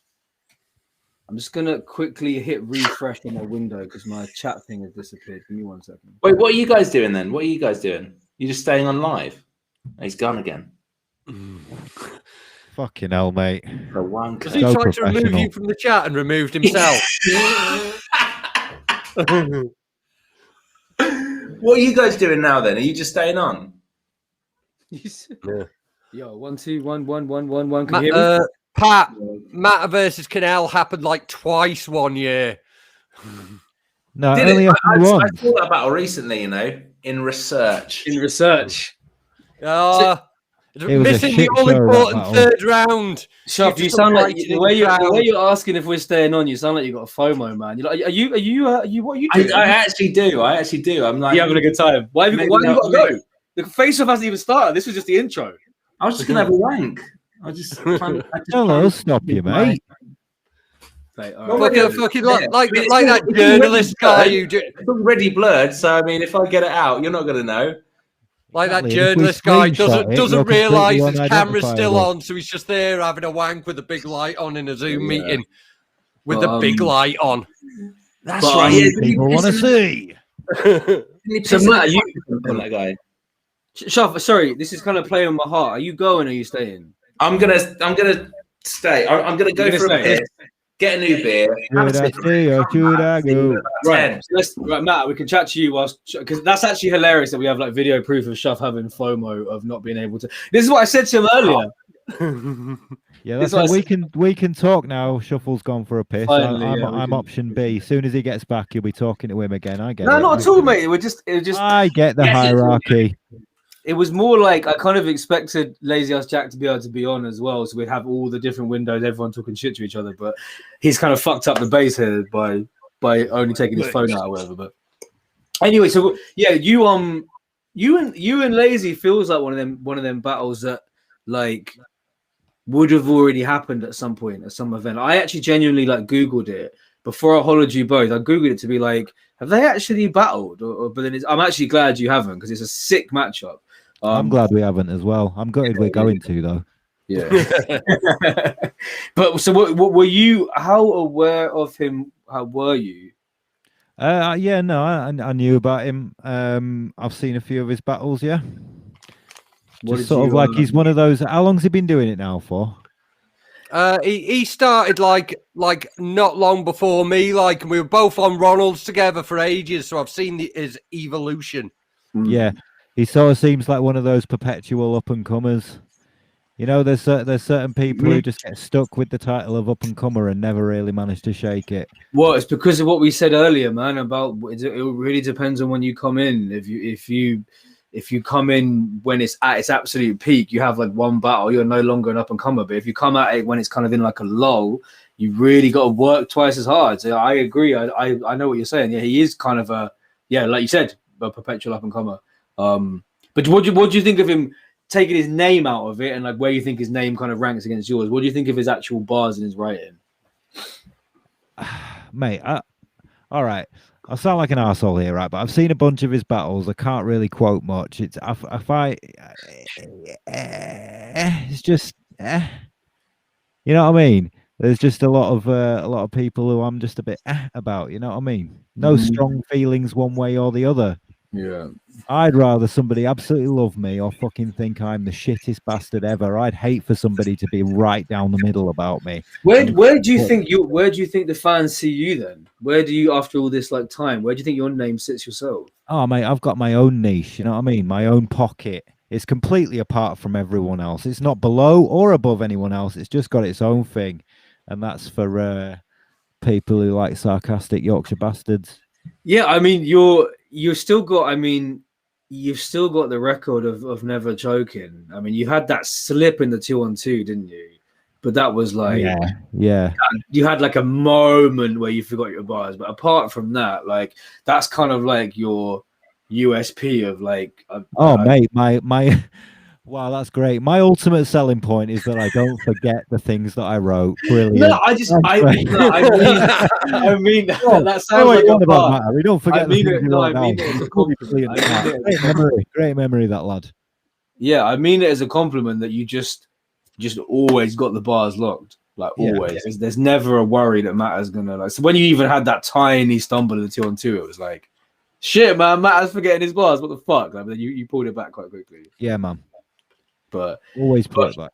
Yeah, definitely. But then so when you're looking at someone like Lazy and you think he's a little bit in the middle, like how does that like affect the writing? Because would you rather it was someone like Shuffle where it's maybe like you rate them a bit more, but the angles are harder to kind of dig out, or is it with someone like? I'd much rather have someone like Lazy because I can sort of half-arse it and still win. No pun intended. Hey, no, that was a joke. Of course, I'm not going to half-arse it. I don't half-arse anything in life. I don't think I've ever seen you half-arse it, man. Okay. Ever. I don't remember ever seeing you half-arse it, man. You've had better battles than others, but I don't think I've ever seen you turn up. You think you are talking to me like that? Hey, I've had better battles than others. Jesus. I was being polite. Crafty 3-0'd you in a 1-rounder, bro. Is what it is. I'm sorry I had to say it. Yeah. No, but he did his thing. Kraft did his thing against you. He might have outshined you a little bit in that battle. Not, and then you've had a couple where, but you've never had a there's never a Matter battle. This I mean, like there's never a Matter battle where you come out of it and you're like, Matter was shit in that battle. It's like Matter did his fucking thing, and sometimes you serve people, sometimes you don't serve them as much. I mean, you clash Kinell. I feel like when you kind of. That was kind of a wild setup, though. That one. Yeah, in that maybe it would have been different. Maybe it would have been different in a battle rap venue. But if I'm taking me as a promoter out of it, in that venue at that time, Kinell Matter kind of caught the W quite clearly. Do you know what I mean? Because but you're right. It was a very fucking strange. Mate, it was ridiculous. It was a strange environment. A fight it was fucking chaotic. It was like battling in a Liquid and Envy or something. Mate, a fight kicked off in the middle of Oh my god, you have them up north as well. I thought that was just a southern thing. And I don't remember what I was saying, but some woman in the crowd took serious offense to what I was saying. Yeah. She starts coming up to me going, I don't fucking like him. I don't fucking like him. I can't even. I think I was just calling you a bit of a fuckhead or something like that. And she was just like, I don't know, maybe her brother was a fuckhead or something. And she was just like, yeah, I come from a long line of fuckheads. Don't be associating us with people from Wrexham. Yeah, definitely. And then a full that was in the middle of one of my rounds. But again, that's what I'm saying. There's a compliment to you, Matter. That's why there's like any event. There's not any kind of event where you think we can book Matter, and it's like, I don't know really. Like when I did the thing in Cardiff, it was like, I'm gonna bring Matter along. Ask if you wanted to battle that Shorgy Bear. I was like, he might rate or he might not, but I know he's gonna fucking come and do it. Do you know what I mean? That Same with Kinell. Matter performances though. The fact you just said Liquid and Envy, Kinell. Like, bro, offensively woke shit. But you know, you went in. That's what I'm saying. It's like you got Rory the Shrewsbury, and it's the same thing with Lazy. It's obviously like he was gassed about the card. And I even said this when I put it and I announced with added the battle. I even said this on my Instagram that like we miss doing that. Like we miss when Don't Flop was like fully at the peak. Like anyone who's been following since then will remember that the reason Arsenal Strone is like 1 million view battles. Big fucking battle. Everyone's seen it who's into battle rap, right? But only the heads you've been following for time will remember that we threw Arsenal versus Sharon on the lineup because we were like, yo, this card is going to be off the fucking chain. Let's throw something else on. And I remember the group conversations being like, man, we should just do something crazy that we don't even need to do because it's going to look sick. So that's how we felt. That's how we felt with Nil. We were just like, we sold like 50 tickets in the day or whatever. And then obviously Lazy was like, we saw him comment, blah, blah, blah. Man, this is a great card. Straight away, we were just like, fuck this. And that's when I did the Google. Like I said, I was like, they've probably battled and this is going to suck if they've battled. Googled it and was like, nope, that battle still Don't Flops if you want it. Straight away was like, let's do it. And obviously said to you and Lazy, let's hold on announcing this for a day or two because I want to add this as a, do you know what I mean, as an extra thing. And it's just, it's great. And like the response to it has been so good. Like everybody who's seen the battle has been like, wow, what a fucking sick battle.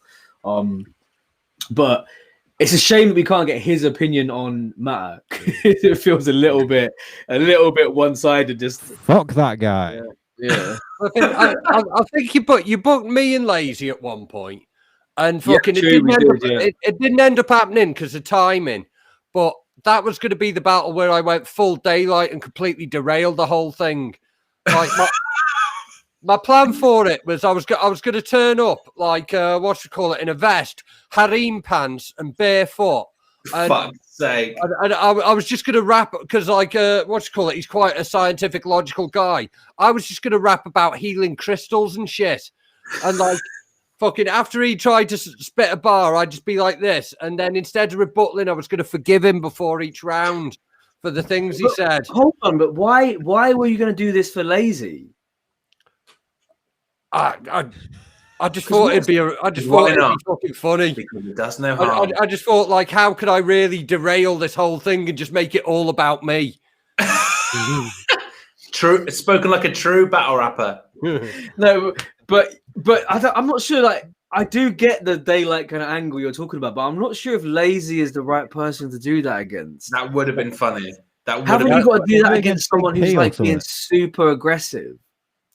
Yeah, but Lazy is quite aggressive and bar heavy with it. Maybe. Even though it looks like the fucking fucking the funniest thing I've ever seen is like when we were my funniest lazy ass Jack story was fucking when we were all sharing a hostel like a hostel room in fucking Ireland, and fucking like there were these really small single bunk beds. He looked like a bag of coat hangers had been dumped on the fucking bed. I don't believe he's ever stayed in a hostel. I don't believe that for a second. He was in the Marriott. Fucking the hostel room. It was me, Lazy, Yaneth, and fucking Joy France.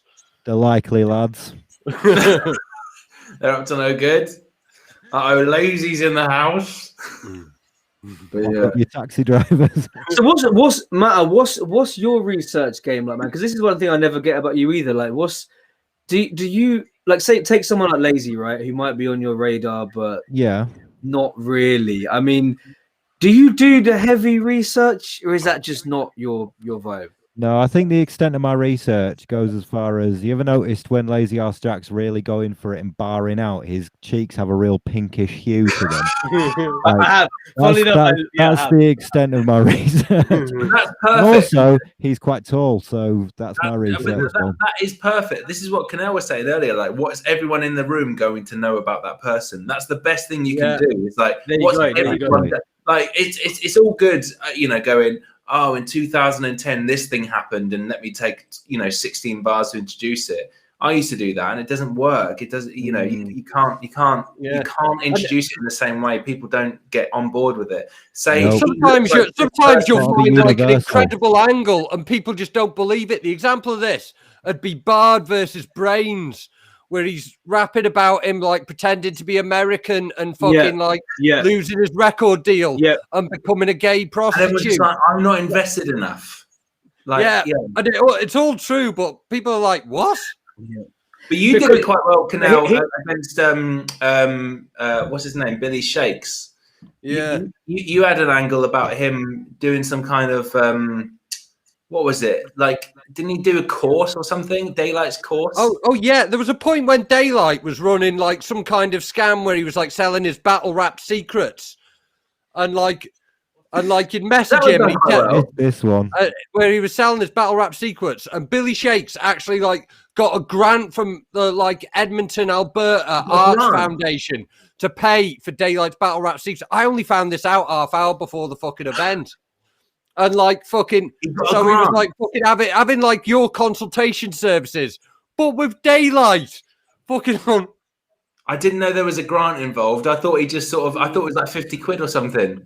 Yeah, no, fucking, I think it was about 600, like, but you like had a consultation service with Daylight, like the ultimate troll, like as if you could get. And lo and behold, we get to the third round, and instead of fucking rapping, he fucking puts a load of fruit on his head. Right, and he plays a song, doesn't he? He does a song. Singing the Banana Boat song, that Day-o, Day-o, and he had people in the crowd that were in on it, letting off party poppers and this. But here's the thing about that. That was the second day of a 2-day event. Everyone in that room on acid. You can tell very clearly. Yeah, fucking like there was a thing like, I think it might have been Reverse Live and fucking like or Mackenzie. Fucking one of them had like given me some like a bit before the battle, and the thing was like, let's see if I can get through this whole battle before it kicks in. I remember you talking fucking round about round 3. I'm like, yeah, I've just finished my rounds. Next thing, I'm dealing with fucking these party poppers going off, and Dale, you think you're a knob or something. Just watch the crowd in that battle. It's fucking chaos. Watch fucking Mackenzie go in for the big fucking hug on Billy Shakes at the end of it, like. I remember. Acid-fueled hug. That's amazing. That's the best kind of hug you can have. So I feel like it really is a really strange time. Does he mean this or battle rap? Good question, to be fair. Yeah, if you're just getting into battle rap now, mate. I think that a lot, though, man. Like, I think fucking hell, battle rap's in a weird place now to get into it. It's in a weird place. I'm not sure a lot of the people that are in it now would get into it if they didn't know it already. You know what I mean? I feel like I don't know what I can and can't bring up that people in the audience, like either on the day or in the online, are gonna get. So like, you want to bring up some like obscure thing about, I don't know, fucking So, for example, like Yunnan baking a cake. That was like, there was a time where that was like, you said that and that would guarantee you a That laugh. was the big battle rap in That joke. was the thing. Yeah. But like, I don't know if I Like brought that Danny now, Jack I'm not fry even up sure if like that would it. People register. don't know what that is now. But that's good though. I don't want you Sack to know off what in it jokes, is. man. I don't. This In is what I'm jokes are lame. saying. There's people who are coming to Nil who have just come because their friend has told them it's going to be a good time. Oh, because basically there's this guy Shuffle T, he's battling this guy Kinell, blah blah blah. Bro, they don't give a fuck about Danny Jack. What you call it? Like, I mean, like, will, for example, but the way that it applies, because say you want to like flip someone's someone's really notable bar, or like a really notable moment in one of their battles, like, you know, you're thinking like, is that notable to the people that are going to be in this room? Because it might not be anymore. There was a point where you could have said something like the loser had to jump or something like that, and you could reference the Loaded Lux battle when that was, you know, 2 million views or whatever, and everyone knew exactly what you meant. But if you brought that up now, if you said like, you know, I'm gonna give them that work or something like that, references that would have worked about 6 years ago, they wouldn't work now. You say, I'm gonna give them that work, they're like, well, what do you mean? They might get a sort of like idea of what you mean on a surface level, but they're not going to understand what that really means. Yeah, I address the chat 1 second. Somebody's wondering who would win in a rap battle, me or Tupac. That went down, didn't it? Like, and then apparently he was shot, and they never found out who did it. Well, do you know what? Genuinely matter. They'll have to fly me out to Cuba to battle him, like. But I swear, honestly, like, genuinely matter. But no question to me. But here's the thing, what you said is what when I said to Matter, like, how have you been writing for Jack? And you said, you know what I mean, you've noticed that he's got rose cheeks and he's tall. This goes back to what we were just talking about a minute ago. That it's like that those angles. I'm not saying every angle ever should be just based on what somebody looks like. Obviously not. But it's like, it's and it frustrates the fuck out of me when it's like people wonder, oh, why is battle rap smaller than it was? And it's like, because you're focusing all of your bars on just impressing the same 20 people. Now, Kinell, you brought up Bard versus Brains. So for anybody who doesn't understand that battle, I don't think it's even online anymore. So Bard, who's a battle, I don't know if he battles anymore or not. He was battling a guy that a lot of you have probably seen it. What was the documentary called, Kinell? The Great Hip Hop Hoax. That was it. Yeah. Big story. Right. So exactly. Now, so that angle in itself is crazy. You're a Scottish geezer. You pretended to be American. Blah blah blah blah. But what you have to do to make sure everyone's in on the joke is just say it at the beginning. Just say. See this. Just say it at the start of your fucking scheme. You pretended. This is a real fact. You are Scottish. There is a documentary about you pretending to be from California and blah blah blah blah blah. But if you don't say that, it's done. So let me just say with the Danny Jack fry-up thing, right? If let's just say you want to take the Danny Jack fry-up angle, which I think is fucking garbage anyway. But if you want to take that angle, you have to remember there's girls in the room that have just come to their first event. You have to say, you tried to cook a fry-up once and blah blah blah blah blah. Then you can say what the fuck you want, but don't come in the room thinking that this girl that's never been to a hip hop event in her life is going to understand what I'm talking about. See, this is the thing. So I remember battling Cracker and C Major, and we had this whole thing about Frankie Fraser writing their bars, and we didn't introduce it very well at all. It was so shoddy. It was like, oh, you know, we'll just assume that, you know, there was 1,000 people that day. The chances are that like maybe 200 people maybe knew what we were talking about because it had been talked about. But other than that, like there's 800 people alienated. And that's when I realized that you have to take these things a lot like a fucking essay, like they teach you at school, which is point, example, explain. You go point, this is what happened. Example, this is what they said. Explain. Here's me making a joke out of it. You have to do it in that structure, because otherwise people are going to go, well, you can make the best. Always assume about that. I don't get the context. Always assume that no one in the crowd has ever seen a battle before. Mm-hmm. That's the best way that you can explain it. That's exactly right. This is where the research. This is where my no research, no fact checking policy comes in. Like, that's perfect. That is perfect. Because, like, unless you dig out something like an actual conviction for nonsense, you're probably going to be digging something up that you're going to have to fucking explain.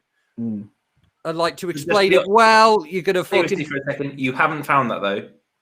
Mm-hmm. Well, no. Visceral. One shouts out, Visceral. You're sick. You need to do a fucking Don't Flop battle, man. It's annoying you still haven't. But saying I mostly watch battles with casual fans. I hate the in-jokes. So it's a fact. Like literally, 2-3 days ago, I was watching the England match around my friend's house, and there was a couple people there that were like, oh, so what? Do you do YouTube there? I was like, yeah, I do YouTube, yeah. Like, so what is it? And I said, oh, some like battle rap, blah. And they're saying, oh, so what? Can you show me? Can you show me something? Blah blah blah, bro. When I tell you, I was gobsmacked. Like, there's nothing I can pick off the top of my head. I can show this guy that I wouldn't have to explain at least something. Compliments battles, bad bars battles, done. Well, but even like I always show O'Shea versus Tony D. A bad bars battle, you're wrong, because that you have to get the joke. And I'm not disrespecting the bad bars battle as a classic, but you have to get what the joke is. So I'm saying, and this is. I think the compliments battles. The compliments battle. Maybe the compliments one. Maybe you're right. But everyone, I think that's a gettable one. But I'm just trying to say it's happened multiple times to me where people have said, show me an example of what you do. And I have nothing to give them, because I say, well, it's pretty funny, but I know by round 2, I'm going to be talking deliberately loudly over it. Because it's just hovering over the thing to see how long it's left. Exactly. Matt, what would you put on if you were asked, like, you're into battle rap, show me a battle, what would you put on? Definitely an O'Shea one. Yes, I correct. go O'Shea versus Tony D, and then O'Shea versus Tony D, maybe. O'Shea versus Calcium Kid, maybe. Like now, there's a very good example of explaining a fucking angle. Yeah, that's true. Yeah, when he talks about the dog, the drug stuff. Everyone's got a mate who's done something stupid like that. Whole story heavily. Perfectly. Yeah, that's a really good shout. You could just picture the whole thing playing out, like just from the look on Calcium Kid's face is all the information you need. Officer, I don't understand. Dogs love me, man. So someone just said this. I mean, this is interesting. Someone said a buddy of mine became a Shuffler fan after the wedding shit. So I guess that's a good example of it, because you were writing those bars for the wedding, knowing. But that's interesting, because you have to, because we were thinking that wasn't going to do that well, because you'd have to know them, the bride and the groom, to know all this very, very specific references that we were bringing up. Like, it was his favorite films and things that they had experienced together and things like that. So, like, to me, I was really glad that it did well, but like, I wasn't expecting it to. But those are the kind of things that don't need a lot of explanation, like saying your favorite film. For people understand the concept of a favorite film, like. I guess so, but like, we were making references to it without bringing up the fact that it was his favorite film, because we knew that he would get it. So like, we were doing like Alan Partridge references, and so like, you know, you'd have to know those references already. And also, we were doing like very specific things to do with their relationship that, you know, possibly people even in the room, like that, you know, their bridesmaids might not have known, because we were getting all the information fed to us from the bride. So like, it was very specific. So I don't know. I get that maybe, don't they usually argue during face-offs? Good point. Fuck you, Kinell. I'm getting another. Were you two proper going at each other before it hurts when you die. He's a piss. They weren't going at each other. Do you feel I should have just said like Shovel T, Kinell, battle rap disagreement, minor conversation? I knew I don't know. It's obviously not going to be. That's how you should do that. Minor complications. That's a great battle rap fucking flyer name. Minor Complications 2021. I'd see that. To be fair, Matt has come on. I think the most controversial thing is Matt is saying about Lazy Ass Jack that he thinks he's middle of the road. I think that's. I don't think anything else. You know what? Can I just retract that statement? Yeah, because that was a little bit out. That was a wild statement. That was in my younger days. I was reckless. Young boy. He's got a lot of promise. Like, Matt, I don't want to hurt no feelings. I'm sorry, mate. So I guess going on, Matt, who would you rather see battle Craft for the title? Because it'll be in November. So in November, who would you rather take? Who do you think could craft a better battle? Out of who? Out of Kinell and Shuffle. Kinell probably. Ooh. Because I'd say there's a few surface similarities between Craft and Shuffle, and I feel like Kinell and Craft would be more. Yeah, that, and you sort of like sixth form poetry vibe. You can. I don't know. I feel like it'd be more of a style clash. Matt's just getting all his leftovers off now. Just like I know that's it, yeah. Right. Still holding the grudge, mate. Still holding that grudge. But then I think it's interesting that me and Crafty are like relatively friends, and so I think that's an interesting thing to happen. Yeah. Guys, I'm actually going to have to dip out here.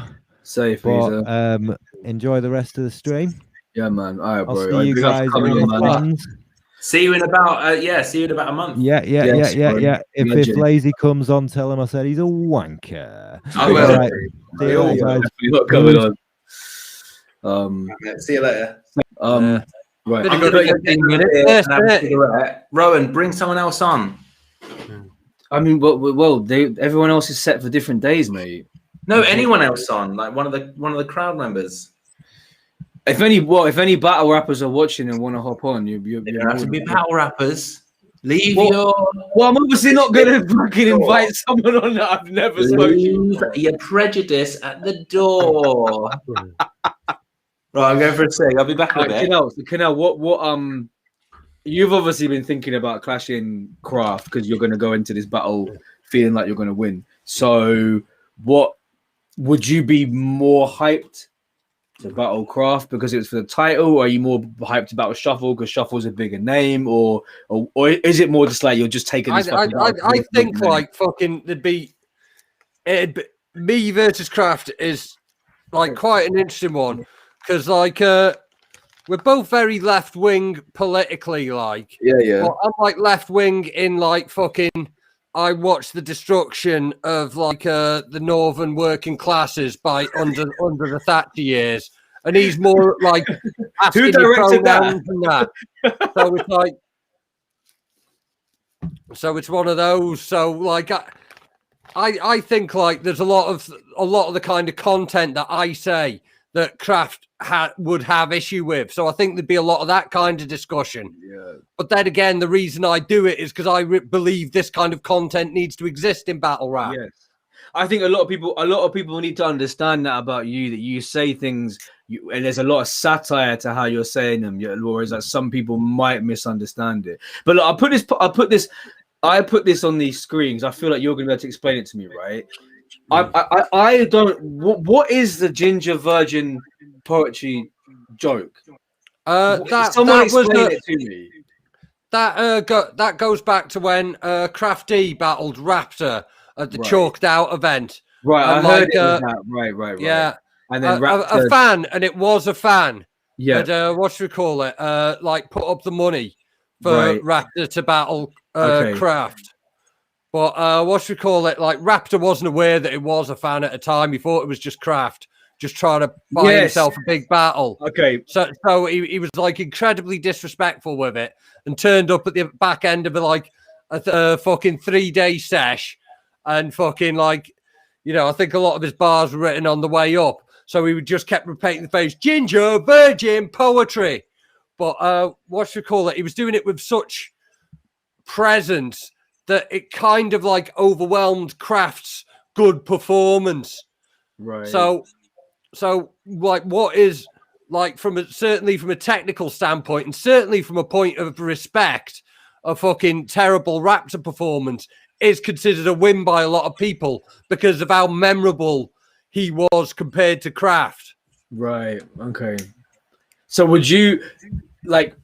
Do you take these moments that Kraft's had as like potential angles that make you excited to battle him, or are you just more kind of like, just kind of full stop? Are you enthused at the prospect of battling him for the title, or are you more enthused about Shuffle? That's, I guess, what the question is. It's kind of hard to say because there's definitely been times when I've been thinking to myself, yeah, I want that title. This is the fucking, this is the battle. This is what it's got to be. But right now, I've got a very big battle in front of me. And like, it's probably going to define, like, if I beat Shuffle, it's also going to define any momentum that I've got going into it. So I can't afford to be thinking ahead of what I'm doing. Like, because another thing is, like, say I narrowly beat Shuffle, and it's quite close on the judge's decision. But like, there's a lot of fans, a lot of people that are Shuffle fans that aren't familiar with me that consider it a robbery. Then there could be a lot of bad feeling, like following me into. Yeah, I've never got that. I've never got that. I've never liked that. I've never liked the fans hating on a battler for getting a judge's decision. I've never got that at all. Yeah, it happens. I mean, like, fucking, if you've done enough judge battles, you end up on both sides of what could be considered robberies. Anyway, yeah, man, you're right. But that's another thing. That's like what I was saying. There's going to be a lot of people watching this that have never seen a Kinell battle before. Like, as well as beating him, I've got to try and make fans out of these people. And also, it's not to be like completely British about it, but it's actually not all about winning and losing this one. Like I said, it's like maybe for Shuffle it is. Maybe this one is just more for Shuffle, another battle that is about winning and losing because he wants to be the champ, which is dope. But like, he's not trying to build a name as such. Whereas like for you though, you're saying like you might narrowly beat him. You also might narrowly lose to him, and if you narrowly lose to him, I know this is a crazy thing to say, but you might get more fans out of narrowly losing to him than narrowly beating him. Because if you narrowly lose, and I'm not saying underwrite your bars and try and lose, but I'm saying like, you know how it is, isn't it? If you narrowly lose, let's look at fucking like how I'd look at it is because you might come out of it and. Do you know what I mean? You might come out of the like, fucking hell, do you know what, man? Kinell did his thing. That was close. Fair play to him. Yeah. But you narrowly win. It might be like, I don't know. I'm going to leave with Shuff because I know more about Shuff. Do you know what I mean? Yeah. Fucking I've it's got to be the fucking peak. It's got to be like better than anything I've ever done before because I'm dealing with these parameters, which, and you're aware of it. And like, it's not like fucking 2018 when, if you don't like a Kinell battle, it's okay. There's another one next month. It's got fucking like, I can't have this much time and not have it be a defining thing. And it's like, because one of the things about Shuffle is his highest few battles are the one where he's completely derailed it and completely bodied the other guy.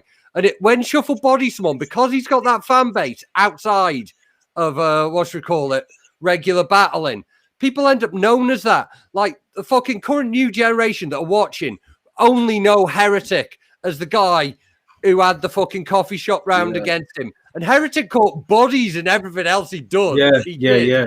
But fucking to the new generation, that's what it is. So fucking it cannot go out like that. Like, I can't have done all these battles and at the end of it be that guy.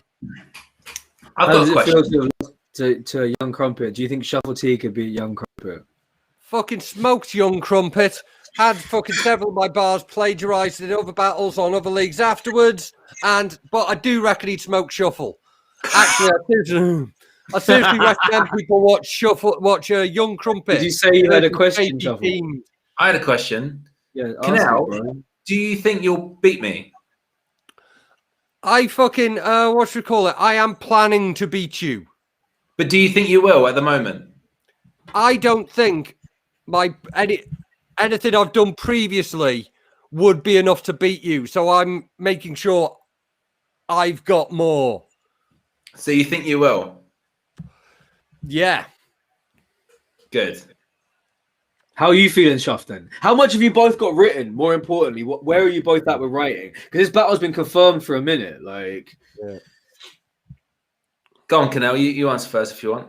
Like I say, 3 rounds Race off exist. energy. Because I've had to put shit because I've had to put shit into some sort of fucking shape. Because like if you just keep adding punchlines and ideas and bars, eventually you could have too much to deal with. And it was getting like that. So I had to put it into 3 rounds. There's gonna be a lot of editing and changing and shit's gonna get done, but 3 rounds exist. 3 rounds enough exists. Mm. What about you, Shuff? I would say at the moment, I've got 2 rounds that I'm really happy with, and I need to work on the 3rd. That's how I feel. Have you got 2 rounds? Have you got 2 rounds written, or just enough material? I've got two rounds worth written. So I feel like I know pretty much what my second round is going to be, and I've basically got what my second round is going to be, and I think I've got my first round basically figured out. Mm-hmm. The 3rd one is the one I need to do more work on, but I feel pretty confident with those first 2 already. So someone's put Shuffle. Do you think Kinell is good enough to beat you? I think for fuck's sake, I've gone blurry again. Go really cool. Really close. There we go. That's the one. I think anyone can beat anyone on their day. Honestly, mind you, like flipping. Normally, when we say anyone can beat anyone, normally what we're saying is because anyone can have a bad day. Like, but no, that's really what we're saying, isn't it? Like, but like to put another point onto what I said earlier. I think I'm working hard enough to beat Shuffle. That's a good way to flip it for sure. That is a good way to think of it. I think I'm writing well enough to win this match, but then I went into the Anton Murphy battle genuinely thinking that he was going to win. Do you know what I mean? Like I always assume that the other person is going to win, and I think that's what makes. When you say genuinely, I mean, is that not just like a psychological thing where for a period you'll convince yourself of that? Do you know what I mean? Or is it like, or did it actually when you let's just take the Anton Murphy thing, like, or did it actually get to a point where it's like, do you know what I mean?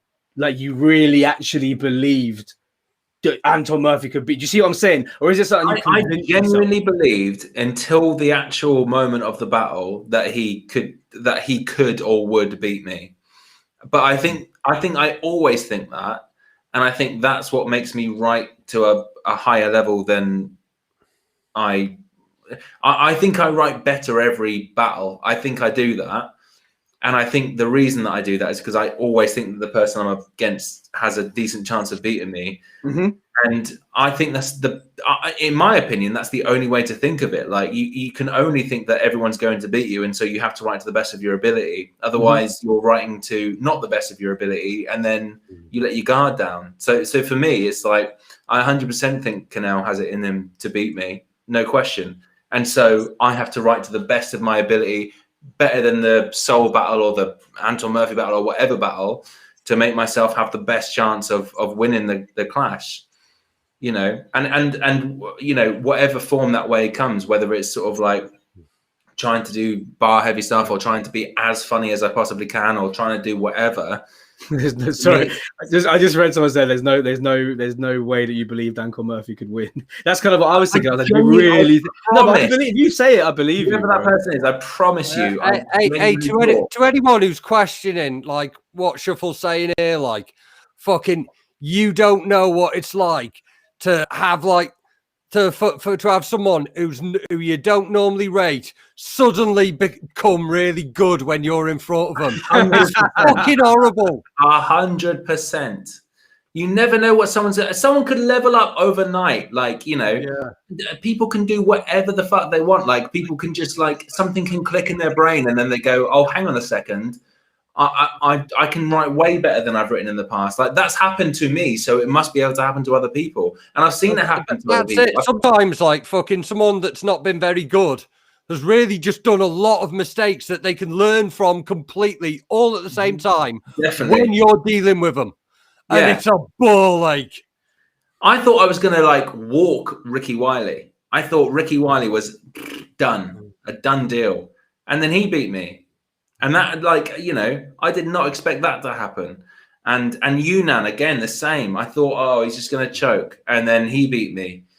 Like, it just happens. Like, you know, oh, there he is. You've got a bit of weight, Sean, haven't you? He's got a dressing gown on now. 1 hour and 54 minutes. Just a little bit. Yeah, big medallion, fresh out the sauna, fully exfoliated. Writing is just writing, and anyone can do it well, and anyone can have. You can have 1,000 bad days, and then have one incredible day that you just fucking smash it. You might have one good performance in your whole career, and it's just, you know, astounding. Look at Lo Pesci, the amount of chokes he did. He choked and choked and choked, but he is an incredible writer, and so if you get him on a day when he's not going to choke, he just fucking smashes it. You know, it's completely down to but you don't want to be a battler that's known as a guy that on his day. Do you know what I mean? It's like, of course you don't. But the point is that it can happen, and so always be on your guard because it can happen at any point. I could go up against anyone and they can beat me, which is why I always think you have to write to the best of your ability, because you could go up against someone who's never even battled before and they can fucking come out smashing it. Like Luna C, you know, you see that battle, his opening battle, his debut, and you think, if I was up against someone called Luna C, you know, I'd smash him. And then he comes out and he does what he did. And then what are you going to do then? That was his first ever battle and he fucking smashed it. And he would have beat basically anyone who came out against him that day. So I just think... Yeah, I remember Soul saying, like, anyone could have been Bloodstroke that day, like... Yeah, exactly. Exactly. It's you can't account for it, which is why you just treat everyone like it's your biggest battle ever, because every battle has to be treated with the same level of like dignity. And so say I've seen a lot of people who were on a tear. I assume that means doing well, just crumble in a battle. I'm trying to think of an example of when that has happened. I don't know when someone who's when someone's been doing really well and has then done a battle and then instead of you, because you're talking about in reverse where someone hasn't done really well and has then got great. But what are some examples of when people were doing really well and then, you know what I mean? Well, I mean, like RIP, but Bender had some incredible performances and then some significant chokes against like Thesaurus, for example, and people who, you know, who he could have beat on his A game. Yeah, definitely. And you know, absolutely incredible work all the way up until that, and then you know, choked or forgot his lines or whatever. Same thing happened with like Thesaurus against DNA. In my opinion, Thesaurus was on a streak, and then DNA. I don't even remember that battle. Someone says Jason says Raptor. Is that true? Has that happened with Raptor? Has he been on a? I don't even know when he last battled. Well, the lead up to the Soul battle was all you know. I don't think he crumbled against Soul though. I wouldn't. No, he didn't crumble, but I mean, it was a significant. It was a loss. Yeah, and it wasn't expected. And same with C Major. Like again, he didn't like crumble or anything against Soul, but like again, he was doing incredibly well, and then didn't win. See, like over enough battles, everyone's gonna have a bad day at the office sooner or later. Yeah. And fucking, if it's someone who normally never has one, that can hit them harder. Like Definitely. fucking like. You know, if it's someone experiencing their first choke 20 battles in, like, fucking, like, and they don't know how to deal with it. They don't know how to bullshit their way through it or whatever. 100%. But then, I'd say Shocks was a good example, like. Yeah. When did he crumble? Fucking, I thought after he was never the same after he battled Gemini. Yeah, a lot of people. Yeah, and fucking like, it's fucking like, he's such a talented. He's got so much talent in him. Shocks like the Ilmac battle was fucking painful to watch. Like, I mean, like Ilmac's a killer, but even he was going like, you know, come on, you can get it back, man. During the battle, like that was awkward. I was there. That was really awkward. Definitely. That was man. Like, I mean, it's guaranteed to happen over a certain amount of time. Like, you can't. you know, and like I say, if you're not used to happening, we all know that choking isn't something that happens through lack of preparation. It's something, you know, it can happen through lack of preparation, but it can also just happen through something doesn't click on the day. You know, like you can prep for a year and still choke. It happens. It's awful. It's like I remember like someone giving the example of like fucking how like Diz is like proof that what should we call it, like rapper shouldn't be choking because he just rapped for half an hour versus Soul Khan. And I said, well, literally a month before that, he choked versus Jolly J in Germany. Right. And he did an interview afterwards to explain why. He was like, fucking, it was just this one link between, it was just this one little connector bar. It happens. It 100% happens. You put all these safeguards in place, but like nothing can prepare you. Like the annoying thing with battle rap is that you can't prepare. Like it's not like stand up or doing, you know, being in a band or a musician or whatever, where you can like prep it and do it in front of audiences 1,000 times, and then when you get to do the big stage, you do it. It's like you get one chance to do it. The most you can do is in front of your like mates, maybe like 3 or 4 mates. You're not going to like do small rooms to prep for this battle, do all your material, and then they go, oh, that was good, but I didn't laugh at that bit. And then you go, right, okay, I'll rewrite that bit. It's like you get one chance to do it. And so, you know, it's incredible pressure. It happens all the time. And you don't always know how to handle it. You know, like a big example of someone crashing and burning, like it was a long time ago, but Rowan, do you remember the way that DK was presented to like Grind Time? Yeah, he was like our like number one guy, like more or less. When he you're right. He means not Fredo. Male DK, not female DK. Yeah, he battled Fredo. Yeah, Fredo. Yeah. Sorry, yeah. Is that the one you're talking about though? Yeah, that's the one. Yeah. Yeah, and then he just, you're right. Just he just completely crashed, and then he was seen again in the crowd, and that was it. The annoying thing is that his material was so good.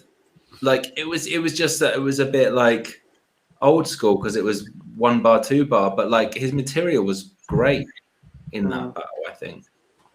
I think, to be honest, he could have been really, really good though, but he lost interest after that one battle. Some people just do that. So, some people are determined to build their name and they have like the lulls and the highs and whatever. But to be honest, a lot, they come in this thing thinking they're gonna be fucking celebrities overnight. And I'm not saying that applies to him because I knew him kind of personally. He just wanted to fucking rap. Do you know what I mean? But there is a lot of people who, once it starts going wrong, that's kind of it. Do you know what I mean? And it's just like, and that's what happened with him. That's what I always find so funny about that battle, because he was going, you'll never remember this now, but like going into that battle, he was like, battle rap is everything. You know what I mean? When he went into that clash, he was just like, fucking hell, like I'm battling in California. Grind Time was the biggest thing in the world, whatever. And then he just, I feel like it's a lot of people though. Like when they first come in, every single battle needs to like go bigger than the one before. The opponent needs to get bigger. The performance needs to get better. And but a lot of them, as soon as they take a knock and it goes in the other direction, they haven't necessarily got the hunger then to go again. They'll just go, don't want to do it anymore. I agree with that. I think that is the case. Like I remember battling Jack Sexton, Rome, which you'll remember as well. A classic. And like classic. Choked in the 3rd round, and it was the worst experience of my life. And all it made me do was like, I was like, there's one of 2 ways you can go here. And I was like, I can either take that and just be like, well, okay, that's that done. Or be like, I need to fucking like put twice as much effort into the next one. And the next one was the fucking bad bars and compliments match, which were the ones that luckily, you know, did good numbers. And it was like, for me, it was like a wake up call to be like, this isn't what you think it is. This isn't as easy and simple and casual you know, I'm not saying like battle rap is some amazing, incredible thing that like you have to appreciate and worship or whatever. It's just a, you know, a fun hobby, and you know, for most people and stuff. And I think that is what it, you know, that's when it's at its best. But also, if you want to achieve something significant through it, then you have to take it twice as seriously as you think you do initially. And for me, that was a big wake up call. So that was the moment you realized I need to start taking this a lot more seriously. Yeah, 100%. Because I came outside and I was with you in the sun, and you were like, "Oh, you got cold feet. Oh, it didn't happen as well as it." And I was like, you were making jokes, and it was, you know, in a way that was good because it was letting me know that I hadn't fucked up beyond repair.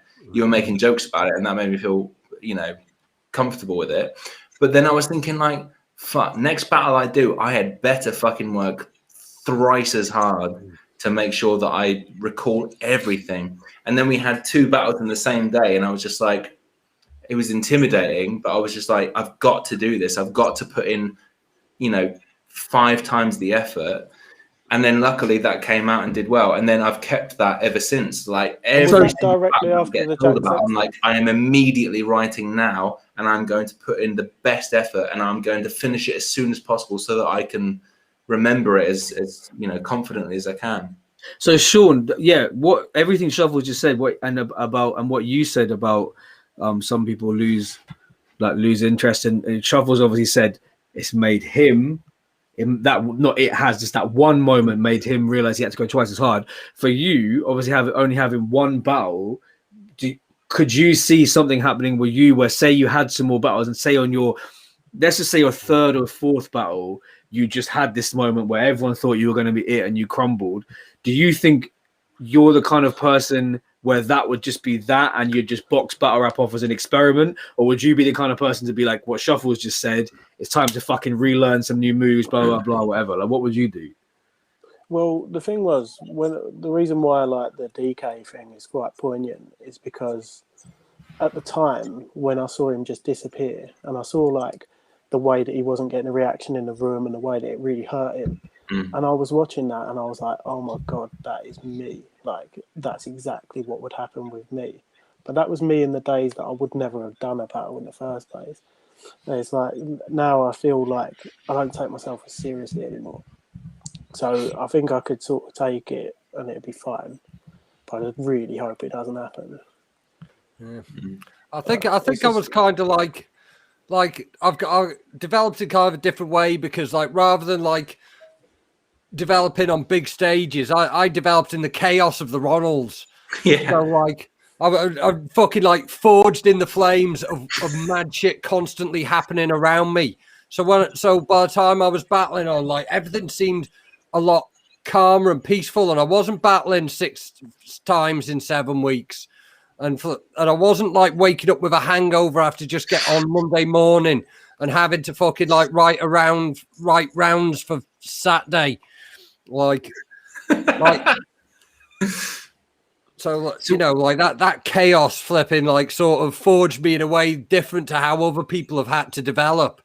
I do think that's a good way to do it. Like you didn't have any barriers. You didn't have the fucking lanes with the barriers up on the bowling alley. Like you just had to sort it out. And you know, if someone didn't like your material, then they would shout out from the crowd. Like in a way, that is a good way to work on your stuff, because like, you know, that never happened in Don't Flop. People were so polite, and that's great. Like for me, that was perfect. But for people coming in at this point, I do think that maybe like something that's crazy and like a bit, dare I say it, aggressive, it couldn't hurt. Like it's good to have that, because if that happens once and you go, oh, I'm not going to do it anymore, then in a way, good. Because I mean, you know, you need to be prepared for that kind of thing. I was disappointed. I'll be honest with DK. I was very disappointed in him when he decided that was that. I was like, I see what you're saying now, but back then I was too young to have the mentality of, yeah, bro, do you know what? Maybe this isn't for you. You chose the right decision. I was very much like, bro, you are fucking sick at rapping, man. Like you had a bad day at the office. Who cares, bro? Do you know what I mean? And his mind was made up before, I promise you, before he had even left the ring. If anyone hasn't seen the battle we're talking about, by the way, we're talking about DK versus Fredo on Grind Time. If you want to watch that, if you haven't seen it, it is a big battle, I think. And he spat some whack shit. Look, that's my guy, but that's just the truth. He came to the battle with some whack shit. It was 2:00 in the morning. That, trust me, that didn't help him. It was right? 2:00 in the morning. 2 a.m., bro. I promise you. What, it the was battle? late as fuck. I battled with at 7 p.m., 8 p.m. I got very lucky. By the end of the earliest, I promise you, the earliest it was 1 a.m. The absolute earliest is 1 a.m. That's nuts. The crowd didn't give a fuck anymore. The crowd, to be quite frank as well, the crowd was sick of our fucking accents. But there's like 4 of us in battle or whatever. They were like, these fucking guys need to shut up. We're sick of them now. We're bored of them now. We're showing them love. It's getting a bit tiring now. He comes on. He spat some whack shit in the battle. And Fredo came. We're talking about rapid fire delivery with like what Lazy Ass Jack has or whatever. Fredo has a similar thing. He's got a loud ass voice and he raps really fast. And he's there just like, you're in my home, bro. He's gonna lose. And I wasn't ever saying to DK like, bro, like you need to man up. It's just I was like, no, fair play. Like I understand, like you lost. I would be pissed if I was you because I got a W, so I'm gassed on myself. Do you know what I mean? But I was more like, it's just one thing. But I think what it was is like how far we'd flown. Do you know what I mean? Like it's easier to get over it. It's easier to get over it if you're just taking a train to fucking Newcastle. Fair enough. You said it affected you, but you went to Newcastle and you were just kind of like, fuck, man, that was pretty embarrassing. Well, DK took a fucking 12-hour flight to Oakland and then had a long 12-hour flight back. That's a long flight home and all. Like fucking like I don't want to like direct. Like this is something that I've been thinking of this week. Because the lads who are coming over from Ireland for the event you're battling Nugget on, because of the they've got a quarantine when they get home, and I believe like they know it all and they've got it sorted out in advance. But like if you've been vaccinated, you got a quarantine for 5 days coming to Ireland from the UK, and if you haven't been vaccinated, it's 10 days. Can you imagine if you got bodied and then you had to go and sit in your house for 10 days and fucking. Fucking hell. Like, you say imagine in your house for 10 days and use your annual leave to do it. No, but I am imagining it, and I think it should go either way. I think you're saying be like, but that could go either way. You could be isolated for 10 days and you could come out of that 10 days like I'm the new Jay-Z. Do you know what I mean? You could really be like, I'm never going through that again. Or it could be kind of what you're implying, that you have 10 days and by the 10th day, you've completely erased the fact you're a battle rapper from your mind. If you've had a bad battle, you laugh like there isn't people who've been on Don't Flop that have done that. There's bare people that have been on Don't Flop, had one bad performance, and have now, as far as they're concerned, never been involved with battle rap ever. Like the funniest time ever, bro. I will tell you the funniest time ever. I will never forget this. Is I took him back in Don't Flop now because it's years later. Who cares? We move on in it. But Whitey Blindo, bro, when he was Whitey's Shake Spliff, did a tryout. I didn't think he was like the worst ever. He just wasn't very good. Yeah. Obviously, we didn't call him back because he didn't do very well. My man, I remember, was online dissing Don't Flop, and then someone commented and was like, "That's right. Didn't you literally just try out for Don't Flop 2 months ago?" And I remember bursting out laughing and sending it to our group chat, being like, "Is this guy fucking serious, bro? Like, what weird dickheads? Because you fucked up. Where's the? Do you know what I mean?" But I remember that. And then obviously, like this is what I'm saying. Like years later, like we're talking 8-9 years later, he was like, "Can I come back?" I'm like, "Bro, it's whatever. It's the past. Let's just fine, cool." But for a while, for a period. Like Whitey's Shakespeare / Blinder, like whatever. What that was the quintessential example of what you're saying of like kind of like you do it and then you're actually like either because he could have come back. We never actually said you can't have another battle. I think probably assumed I did really badly. It's done. But if he'd have come back, he might have had a whole different year. Do you know what I mean? But he went the way of I've done one. I wanted to be a superstar overnight. Actually, I'm getting bare hate, bro. Come on, like, he got bodied in a battle where Eek said spunk. Tunnel, bubble, funnel, or whatever. He was expecting that arm around the shoulder. But that's what that's why it's hard. If you're expecting the arm around your shoulder, again, you're in a fiddler's elbow environment when the cameras turn off, you're right in front of the crowd. If you're expecting, you've gone in rehearsing your bars like I'm the best batter up in the world, which is obviously what you should tell yourself. But if you go on believing that, and you don't get the arm around the shoulder afterwards, you get a couple really insincere like, oh, did you think, man? Did you think, man? Did you think, man? You're gonna feel like a cunt. You're gonna feel like a cunt, and like you can see why people don't put the effort in to get good again. Like, I'm glad, Sharp, you didn't. Like, I'm glad you didn't lose one fucking battle in Newcastle and quit forever. But you could have quite easily done that, and you could have been like, mate, there was a big crowd. I felt embarrassed. I'm not doing it again. You could have easily done that. It was humiliating, but it's just like you got to take it on the chin. Like those journeys home are fucking long. Like. If it's something where it's like we've gone on the coach and it's a 9-hour journey and you've got a stinking hangover and you're not happy with how it's went, that's a long fucking journey. Yeah. But I mean, like, also you've got to be like, you've got to be a special type of crazy to admit or to think that you can have, I don't know, say 20 or 30 battles like I think I've had.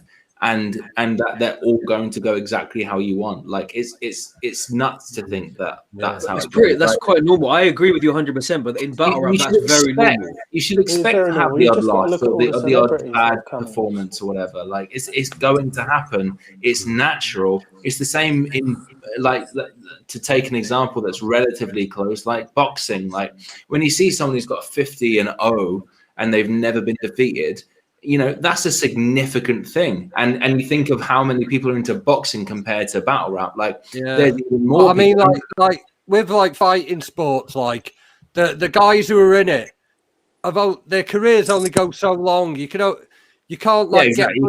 So they're a lot more selective with the battles they have. Yeah. So there's a lot more behind the scenes kind of things going on with that. Like, yeah. Like the 100%. It's like, but that's the thing, isn't it? Like, you know, you see people with 50 numbers in their record or whatever, and you think like, fucking hell, that is nuts. Like, what are the chances of that? But then you think, of course I know about that person, because the reason I know about that person is because they have been the only people to not have a loss. Like you don't see every single fighter, like MMA fighter or boxer or whatever. You don't know every single one because there's billions of them. And so in battle rap, the pool is so much smaller. And so of course you're going to see people who have, you know, the odd loss. Or, you know, there are people who are fucking fantastic who have made Loaded Lux had the most viewed and most like impressionable battle of his career and anyone's career. When he battled Calico, he choked a whole round. Of course he did. And it's just the most accepted choke of all time. Anything like it's just one of those things. Like people just. So someone watching this, right? One of you watching this is probably nearly all of you are gonna be into UFC. I'm not, but I watched. Impact was showing me someone from UFC the other day. He's like, you'll know him straight away. He's like a tall, skinny black geezer from like New Zealand or somewhere like that, and he's got the craziest personality, and he does like mad moves. He's almost like a UFC fighter. Michael Venom Page? No. I know who that is. He's foreign. He's not English. He's like a UFC fighter. He's basically like if Paul Pogba. He's got that same. Israel Adesanya? Yeah. I think that's it. Yeah, I think that's him. So him. So I googled that, but I didn't just know. Impact was showing me him the other day. And I remember he's not unbeaten. I don't think, if I remember this correctly, he's not unbeaten. I think he's got like 3-4 losses or something. Or I might be getting him mixed up with something. But I think that's who I'm talking about. And and I remember when he was showing me, like he was like, yeah, this guy's gas. You should see him. Like he's got his whole different swag going on. And that's when I was thinking about battle rap in that situation of like, well, this dude's like obviously got the swagger of someone that's unbeaten. And it's like, who actually gives a fuck if you're unbeaten? Like, obviously, Mayweather's a different example, right? And in battle rap, I guess that I personally can't think of someone right now who's never ever been remote to be Frost. Shout out Frost, but like, say, I love that Frost will take a Judge down and just go, never lost. I love that about him. But I'm saying that you don't have to make it your USP. Like you can still have swagger about yourself and believe in yourself after you've lost. So that's what I'm saying with someone like DK, or even like I said, someone like Whitey Blinder, all these kind of people who never quite got to that point. It's like, bruv, like imagine if you carried on battling. Let's say with that guy I was talking about, that was Adesanya, whatever his name is. It's like, bruv, imagine if you're taking a loss and being like, oh well, I can't have any swag anymore because I've lost the fight. Yeah. But no one fucking cares, bro. Like, Also, I mean, like, think of like fiction, right? Think of fiction. Like, think of all the people we love in fiction. Like every good fighter in fiction, they have to lose in order to have the big sort of like overcoming of the obstacles in the end. Like John Wick fucking gets beaten up in the first fucking scene. Like, do you know what I mean? Like it happens. It makes you grow as a person. It's like. If you ignore that, like everyone knows this, everyone shares those fucking things on Instagram and Twitter and Facebook saying like it's not about how many times you get knocked down, it's about how much you can come up. It's like, yeah, that's very fucking basic, but it is true. Like everyone knows that like everyone gets beaten, and that's just how it goes because there's always someone better than you. But then the next day there might not be. Like, who gives a shite? So everyone loses, everyone wins, everyone does whatever. It's just fucking just roll with it. It's good watching someone take like a big L and then see how they can come back. I always think of, do you remember when Mickey battled Uno Lavas? Yeah. It was in Leeds. Yeah. And like Mickey was always like the big and boisterous one. And Uno basically just sang to the crowd. And the crowd were all just singing along, and Mickey got out Mickey'd. And then it was either Mickey's next battle or a few battles later, he battled Ark. And what did he do at the start?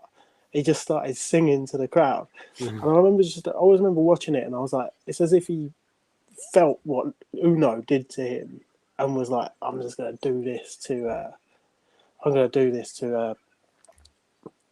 Ark. And it's just good just watching. You're replying in the private chat there, Shuffle. Oh shit! How do I reply to the people on the right?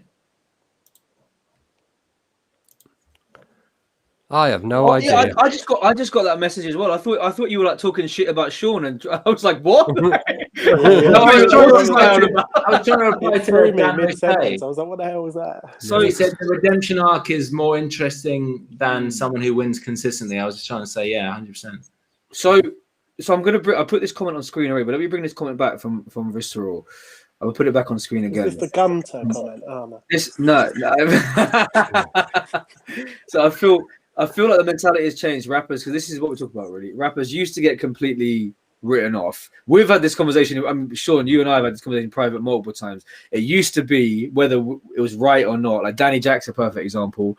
You had one bad battle and you felt too embarrassed to come back, at least for a period.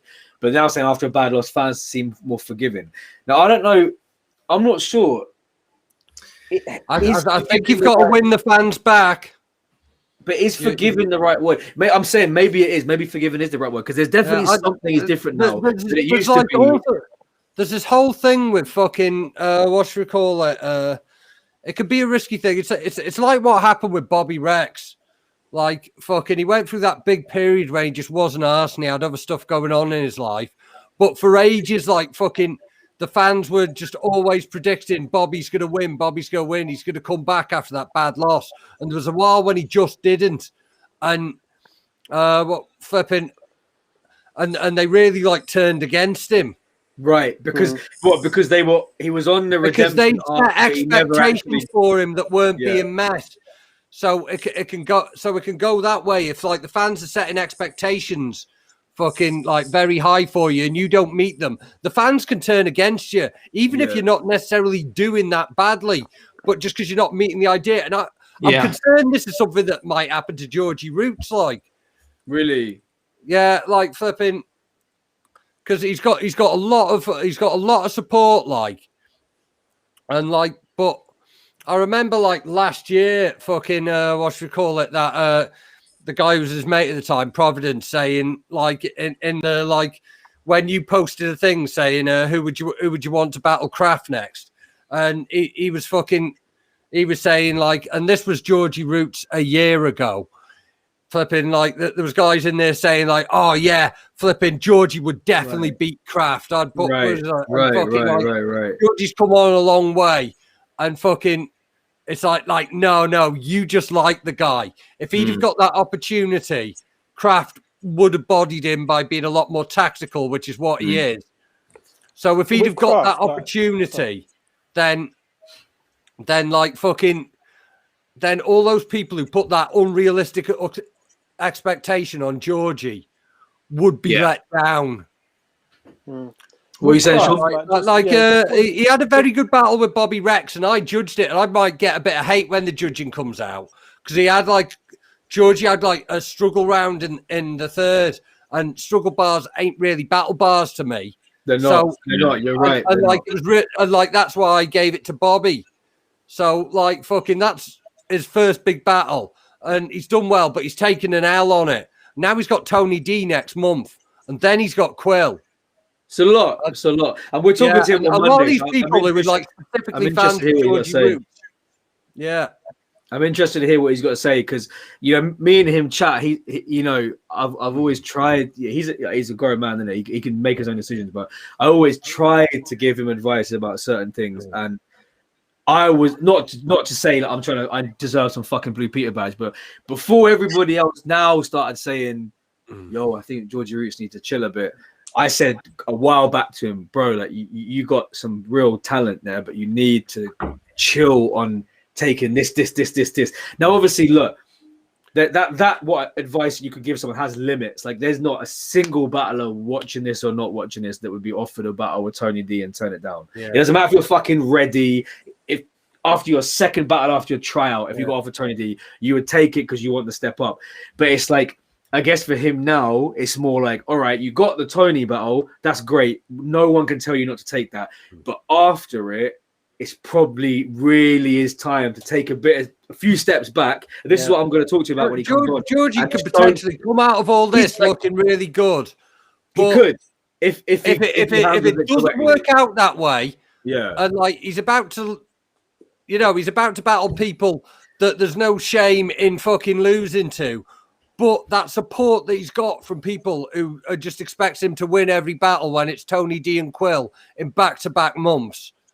But if they put that on him, then they could turn against him, and that's not even a bad thing about his ability. He might do really well in them, but the unrealistic expectations may result in the effect that Bobby Rex had when people were just expecting him to be the fucking future, and it just didn't really materialize because of other. Yeah, I didn't. Here's the thing. I'll put this comment back on the screen. We'll wrap it up pretty soon. But I meant to put this on the start, because this to me is a really interesting point. And this is, again, I think I wish a lot of the viewers of Battle Rap could see a lot of the conversations, the kind of the chat we're having right now. That I wish they could see how often they go on behind closed doors, because sure, like you one of the first things you've always said about Battle Rap is like it was the characters, and it's not, people don't buy into, like, obviously there's people like say Soul has got a fan base based on purely the writing, right? But again, there's always anomalies, like I was saying with the Mayweather thing, right? So Soul is maybe an anomaly. His fan base is, he's got bars, but what the thing is that it's so true that, like, that when you're talking about Mickey and Uno, these people, their fan bases are not built off having bars. It's built off a story you can get behind. It's like again, Mark Grist is the best example. I see Mark Grist like a wrestler. He comes in, and from day one, he can say it was deliberate or not deliberate. He comes in a suit, and he kept the suit on. He never even changed it for a second, and that was him. So like a wrestler, that's the gimmick. At the same time, Mark Grist has come out. You got Mickey. Now, Mickey's gimmick was him in real life, but he did the unimplistled snapbacks, the everything. Then you've got Luna comes in at the same time. Luna straight away realized, fucking hell, people love my battles because I'm just like this relatable kid. Let's not try and come in battles and be like, you're fucking, when I found out you worked for, it's like literally like, let's do it every battle. Keep calling people fucking dickheads in different ways. We're good. So it's true that, like, there was the era where every single person, not even deliberately, but they just came in and they had a story that you bought into. Now with Georgie, I don't think Georgie's Georgie hasn't got a story as such, but he's the first battler there's been in a while. To me, he's the first battler there's been in a minute where even without a story, people are following his. Do you know what I'm trying to say? Where it's like you couldn't look at Georgie. The story's going to go down between now and nil. There you go, exactly. So that's right. That with Georgie hasn't got a predetermined story that, like, for some reason with Grist, even like Blizzard being the school kid, whatever, they almost like from before they even started battling, that was their journey. Whereas you're right. Whereas like what you just said, like with Georgie, his story is that people are following him now. Oh shit, you battled this guy at the last Don't Flop event, then you went to Premier Battles, battled him. Now you're going up to Tony, then cool. And I think that is what you said, really, that people might come out of this story and fucking worship him. Like they might be like, Georgie Roots has absolutely changed the game. Yeah. But it could be Georgie Roots comes out of it and they're like, man, he shot his load too early. Do you know what I mean? So he knows it. He's not a dumb guy. He knows he's balancing it up right now. And he's got these next few battles. Yeah. He's got a chance. I don't think Tony's the guy that's going to do that to him, though. Like Tony could 3-0 him. Don't get me wrong. I don't think we're going to get brutal Tony. I think we're going to get like showcase Tony. But the guy, and it's like a good environment to battle Tony in, like fucking, like where he's doing it, like the league he's doing it on. I don't think like fucking like certain other places, like the crowd would be like too heavily biased towards Tony to make it even worthwhile. I don't think it's going to be like that. But what I'm saying is that like Tony could go in there and 3-0 him, right? He could just go and outright him, but Georgie wouldn't even care because he'd come out and he'd be like, "That's the Tony I wanted to see," and he's he's turned up and he's done it. That's what he wants. The person who could really get at Georgie is someone who's gonna make fun of him. Like if he went and stood in front of a Shuffle T, for example. That's where there's a different kind of dynamic because Shuffle could really get his teeth sunk in because no one's gone there yet. So at the minute, with the people like Quill might, but probably won't. He'll go in there and he'll be like, "I'm going to try and bar his life away." Tony's going to do the same thing. But yeah, I think he gets through these battles and his stock's going to keep going up. Because I'm saying like Tony could 3-0 him, but I think Georgie could beat Tony because. Yeah. You look at Tony's last few actual performances. That's where the excitement is in the story. That when we talk about his story going on now, it's like he might be the guy that If I was to actually put money on it, I'd probably say Georgie's going to win. Like because I always have that boring way of like, who does it mean more to? Who's going to like prep the most? And Georgie will. But like that's still kind of like separate from what I'm saying because. Georgie could do like really, really well in these next few battles, but because he's got this much support behind him, that he could do really, really well and still not meet unrealistic expectations that people have brought into him. Not even that he'll crumble like we talked about before, is that he might still do his thing. But not even him crumbling, just like the supporters have a wrong idea. They just think he's going to just walk this shit. When actually he's got to fight his way through. And really the fighting his way through is that's what's important, like.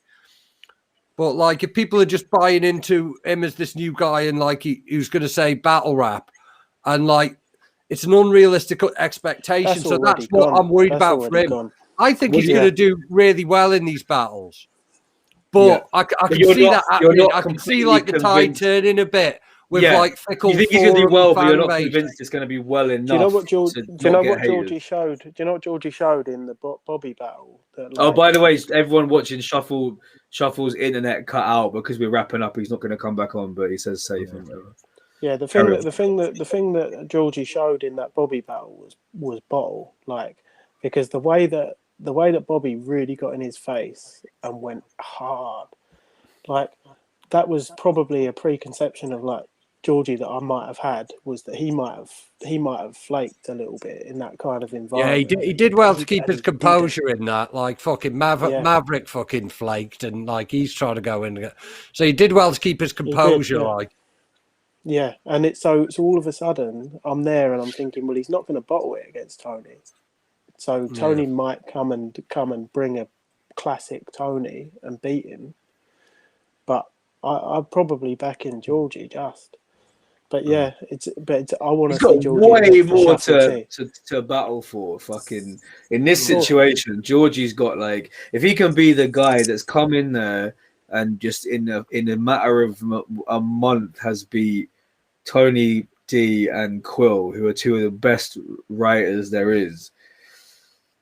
Like people will, but I see your point, Kinell, that it's just like he might. That's it. Like fucking, like I could definitely see a scenario where, like, at the end of this, I have so much respect for Georgie and what he's done, and at the same time, some fans who might not understand the gravitas of what he's done, but have other expectations, fucking might not support him to the degree they have been.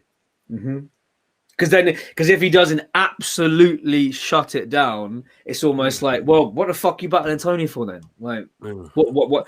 Like, we want the story. We want, like, you said it best, that he's the first battler in a long time whose story is still being written. Like, it's so cheesy. Yeah. I know it's like we're talking about people insulting each other in a pub, but I get it, it's cheesy. But it's like, that is it. That it's like right now he's in the middle of letting people know where he could go. But he hasn't gone there yet. Like Mark Grist or whatever, he turned up in a suit and said, I'm a teacher. He was already there before he jumped in. Blizzard came in with the cap and the whatever. He wasn't like, one day I'm going to be a semi-successful teenage rapper. He came in like, I was semi-successful when I was 12 years old. You already know that. Now let me rewrite some new shit. Georgie's come in. No one knows anything about his pre-Don't Flop story, really. So it's like, Georgie, what are you going to do for me right now? What have you done for me lately? Do you know what I mean? Yeah, the thing is with Georgie, like, what's his average views at the minute? Probably like. What's anyone's average views at the minute? But no, I'm not. No, but no, I'm just saying it for a reason. So say it's like 2K, right? He's going to battle Tony, and then say it gets 6K, right? That's going to have 4,000 extra of them what normally clicks on his battles. 4,000 of those people are probably clicking for Tony. So. All of a sudden, it doesn't matter what he's done before. He's got people that want to watch Tony and they want Tony to win. If he doesn't turn up and like bring his absolute A game, like they're gonna. That's what I was saying. The situation I'm in with Shuffle, like fucking.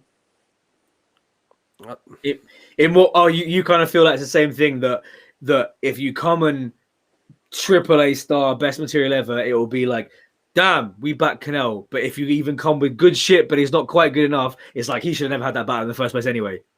Yeah, that's it. Like, but that's how I know you'd be thinking. That's why I set the battle up. And I feel like it's a good kind of place to wrap it up. That like, that's why I set the battle up, because I knew your thinking would be like, this is fucking Shuffle T, man. This ain't some piss about in the park. This is like, you can come out of this battle. Forget it's who battles craft. Forget all of that. You could come out of the clash and it could be like your next 3 battles after that are like the battles you've always wanted to have, because them opponents will now be like, oh, I saw Kinell versus Shuffle. He's cold. I'll take him. Do you know what I mean? But so I'll just put this one last comment on the screen. Someone said Will H. George is a marketing genius. I think he's been quite solid about his marketing since he came in. From his tryout. Really, he's very, very active on the socials. He's done very well. I'll go back and clarify. Like, I don't think that Georgie's making like incorrect moves here. What I was discussing earlier is the fickleness of like an element of the campaign. And I said, I as much as I think he is now reaching a point where he needs to slow down. That's what I said. If you put anybody in his shoes, any battler in this modern day, when you know the era of doing your tryout, don't ever get it twisted, like, and forget these things. Like, people like Dialect did their tryouts and got 50K in a couple of weeks on their fucking tryout. Those days they're not happening anymore. Do you know what I mean? So it's like for someone like coming in now, you're not getting 50K on your tryout. What you said, Sean, about getting, they're realistic numbers. What you're saying, 6K versus Tony D. A couple years ago, 2-3 years ago, people would have been like, "What is that?" The first half an hour. Do you know what I mean? But you're talking realistic figures now, like on a. And he's off. Man, I don't know what's happening. Oh, he's back. cut out for a second there. No, I'm just saying that, yeah, like in this new day and age, like with that's really the top level you can be searching for right now. So it's like for him, he should be like, back in the day, a battler would have been like, I don't want 6K versus anyone. But right now, if you can get 5-6K versus Tony D, you're getting 10 times the views nearly most other battlers are hitting right now. So it's like, that's what I'm saying, that no one who's trying to build a name would ever turn that clash down. And that's why people do sometimes make decisions that are a bit rushed. But in his situation for this one battle, whether it's rushed or not, and he should be taking him in a year, you can see why anyone, because people now, like I said, you're not, if you're in the era where you think, well, do you know what, I think I should work up to Tony because I'm gonna battle someone smaller, mid-carder person, I'm gonna still hit 25,000. That was very realistic. Do you know what I mean? Yeah. When you're everyone's scrambling for views, I can see why you're like, I'm desperately trying to build my name. I really will take every battle with anyone that might get any views more than what I'm going to get on.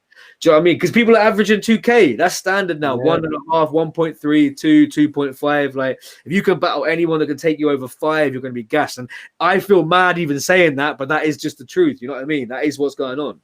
Yeah, and like everything has VODs and there's some live streams these days, and like some people only want to watch a battle once, like, so if they bought the VOD, that's it, like, so fucking so what Georgie needs to be doing is getting rewatchable battles out of these.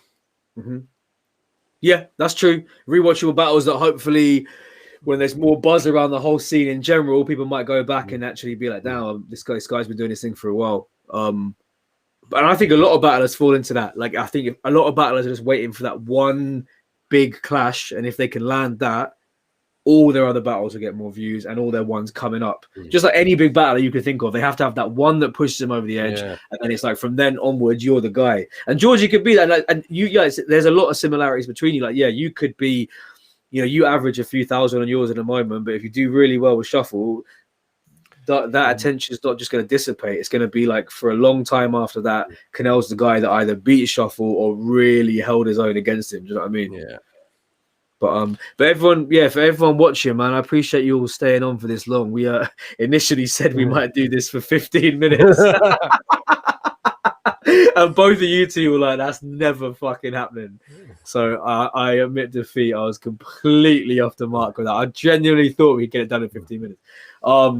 But yeah, for everyone watching, we're going to be back on Monday and Tuesday. We're doing more face-offs Monday night and Tuesday. Then we'll probably have some more the week after. And there's going to be loads of content to do with Next in Line coming up from now to the event. So yeah, appreciate everyone's comments. I appreciate what should we call it? Matt, I just want to quickly shout out Matt WMC. He just said anabolic battered sausage. That's one of my favourite multis. I said it against Pamphlet. Oh, really? Yeah. Shouts out Matt DWMC, man. But yeah, big up everyone tuning in. Like I said, if you want to get more, probably be about 7-8 p.m. Monday, about 7-8 p.m. Tuesday. I'm sure it'll be the same thing. We'll talk about the face-offs for about 7.5 minutes, and then talk about what's going on with. So it's the first time I've done this. It's so hard to concentrate on the conversation and try and fucking do all the other stuff as well. But especially when someone's just said you the man and you just love it. I'm trying to compliment. Yeah, so now I'm like, fuck, I gotta get anabolic battered sausage off the thing. Anyway, you know, shouts out to whoever it was that just said you the man. Great battle, bro. Yeah, we'll put that one on. I think we should end on you the man, because that just feels like a nice way to leave it. No, do you know what? We'll end on cheers, fellas. That's a good way. Cheers. That encapsulates everybody. So the fridge. Yeah, man. Big up the fridge. Big up everyone. Big up Ricardo for showing me love. And we'll be back next week. Thanks for tuning in, and peace out to all of you lot, man. Next in Line coming on 14th.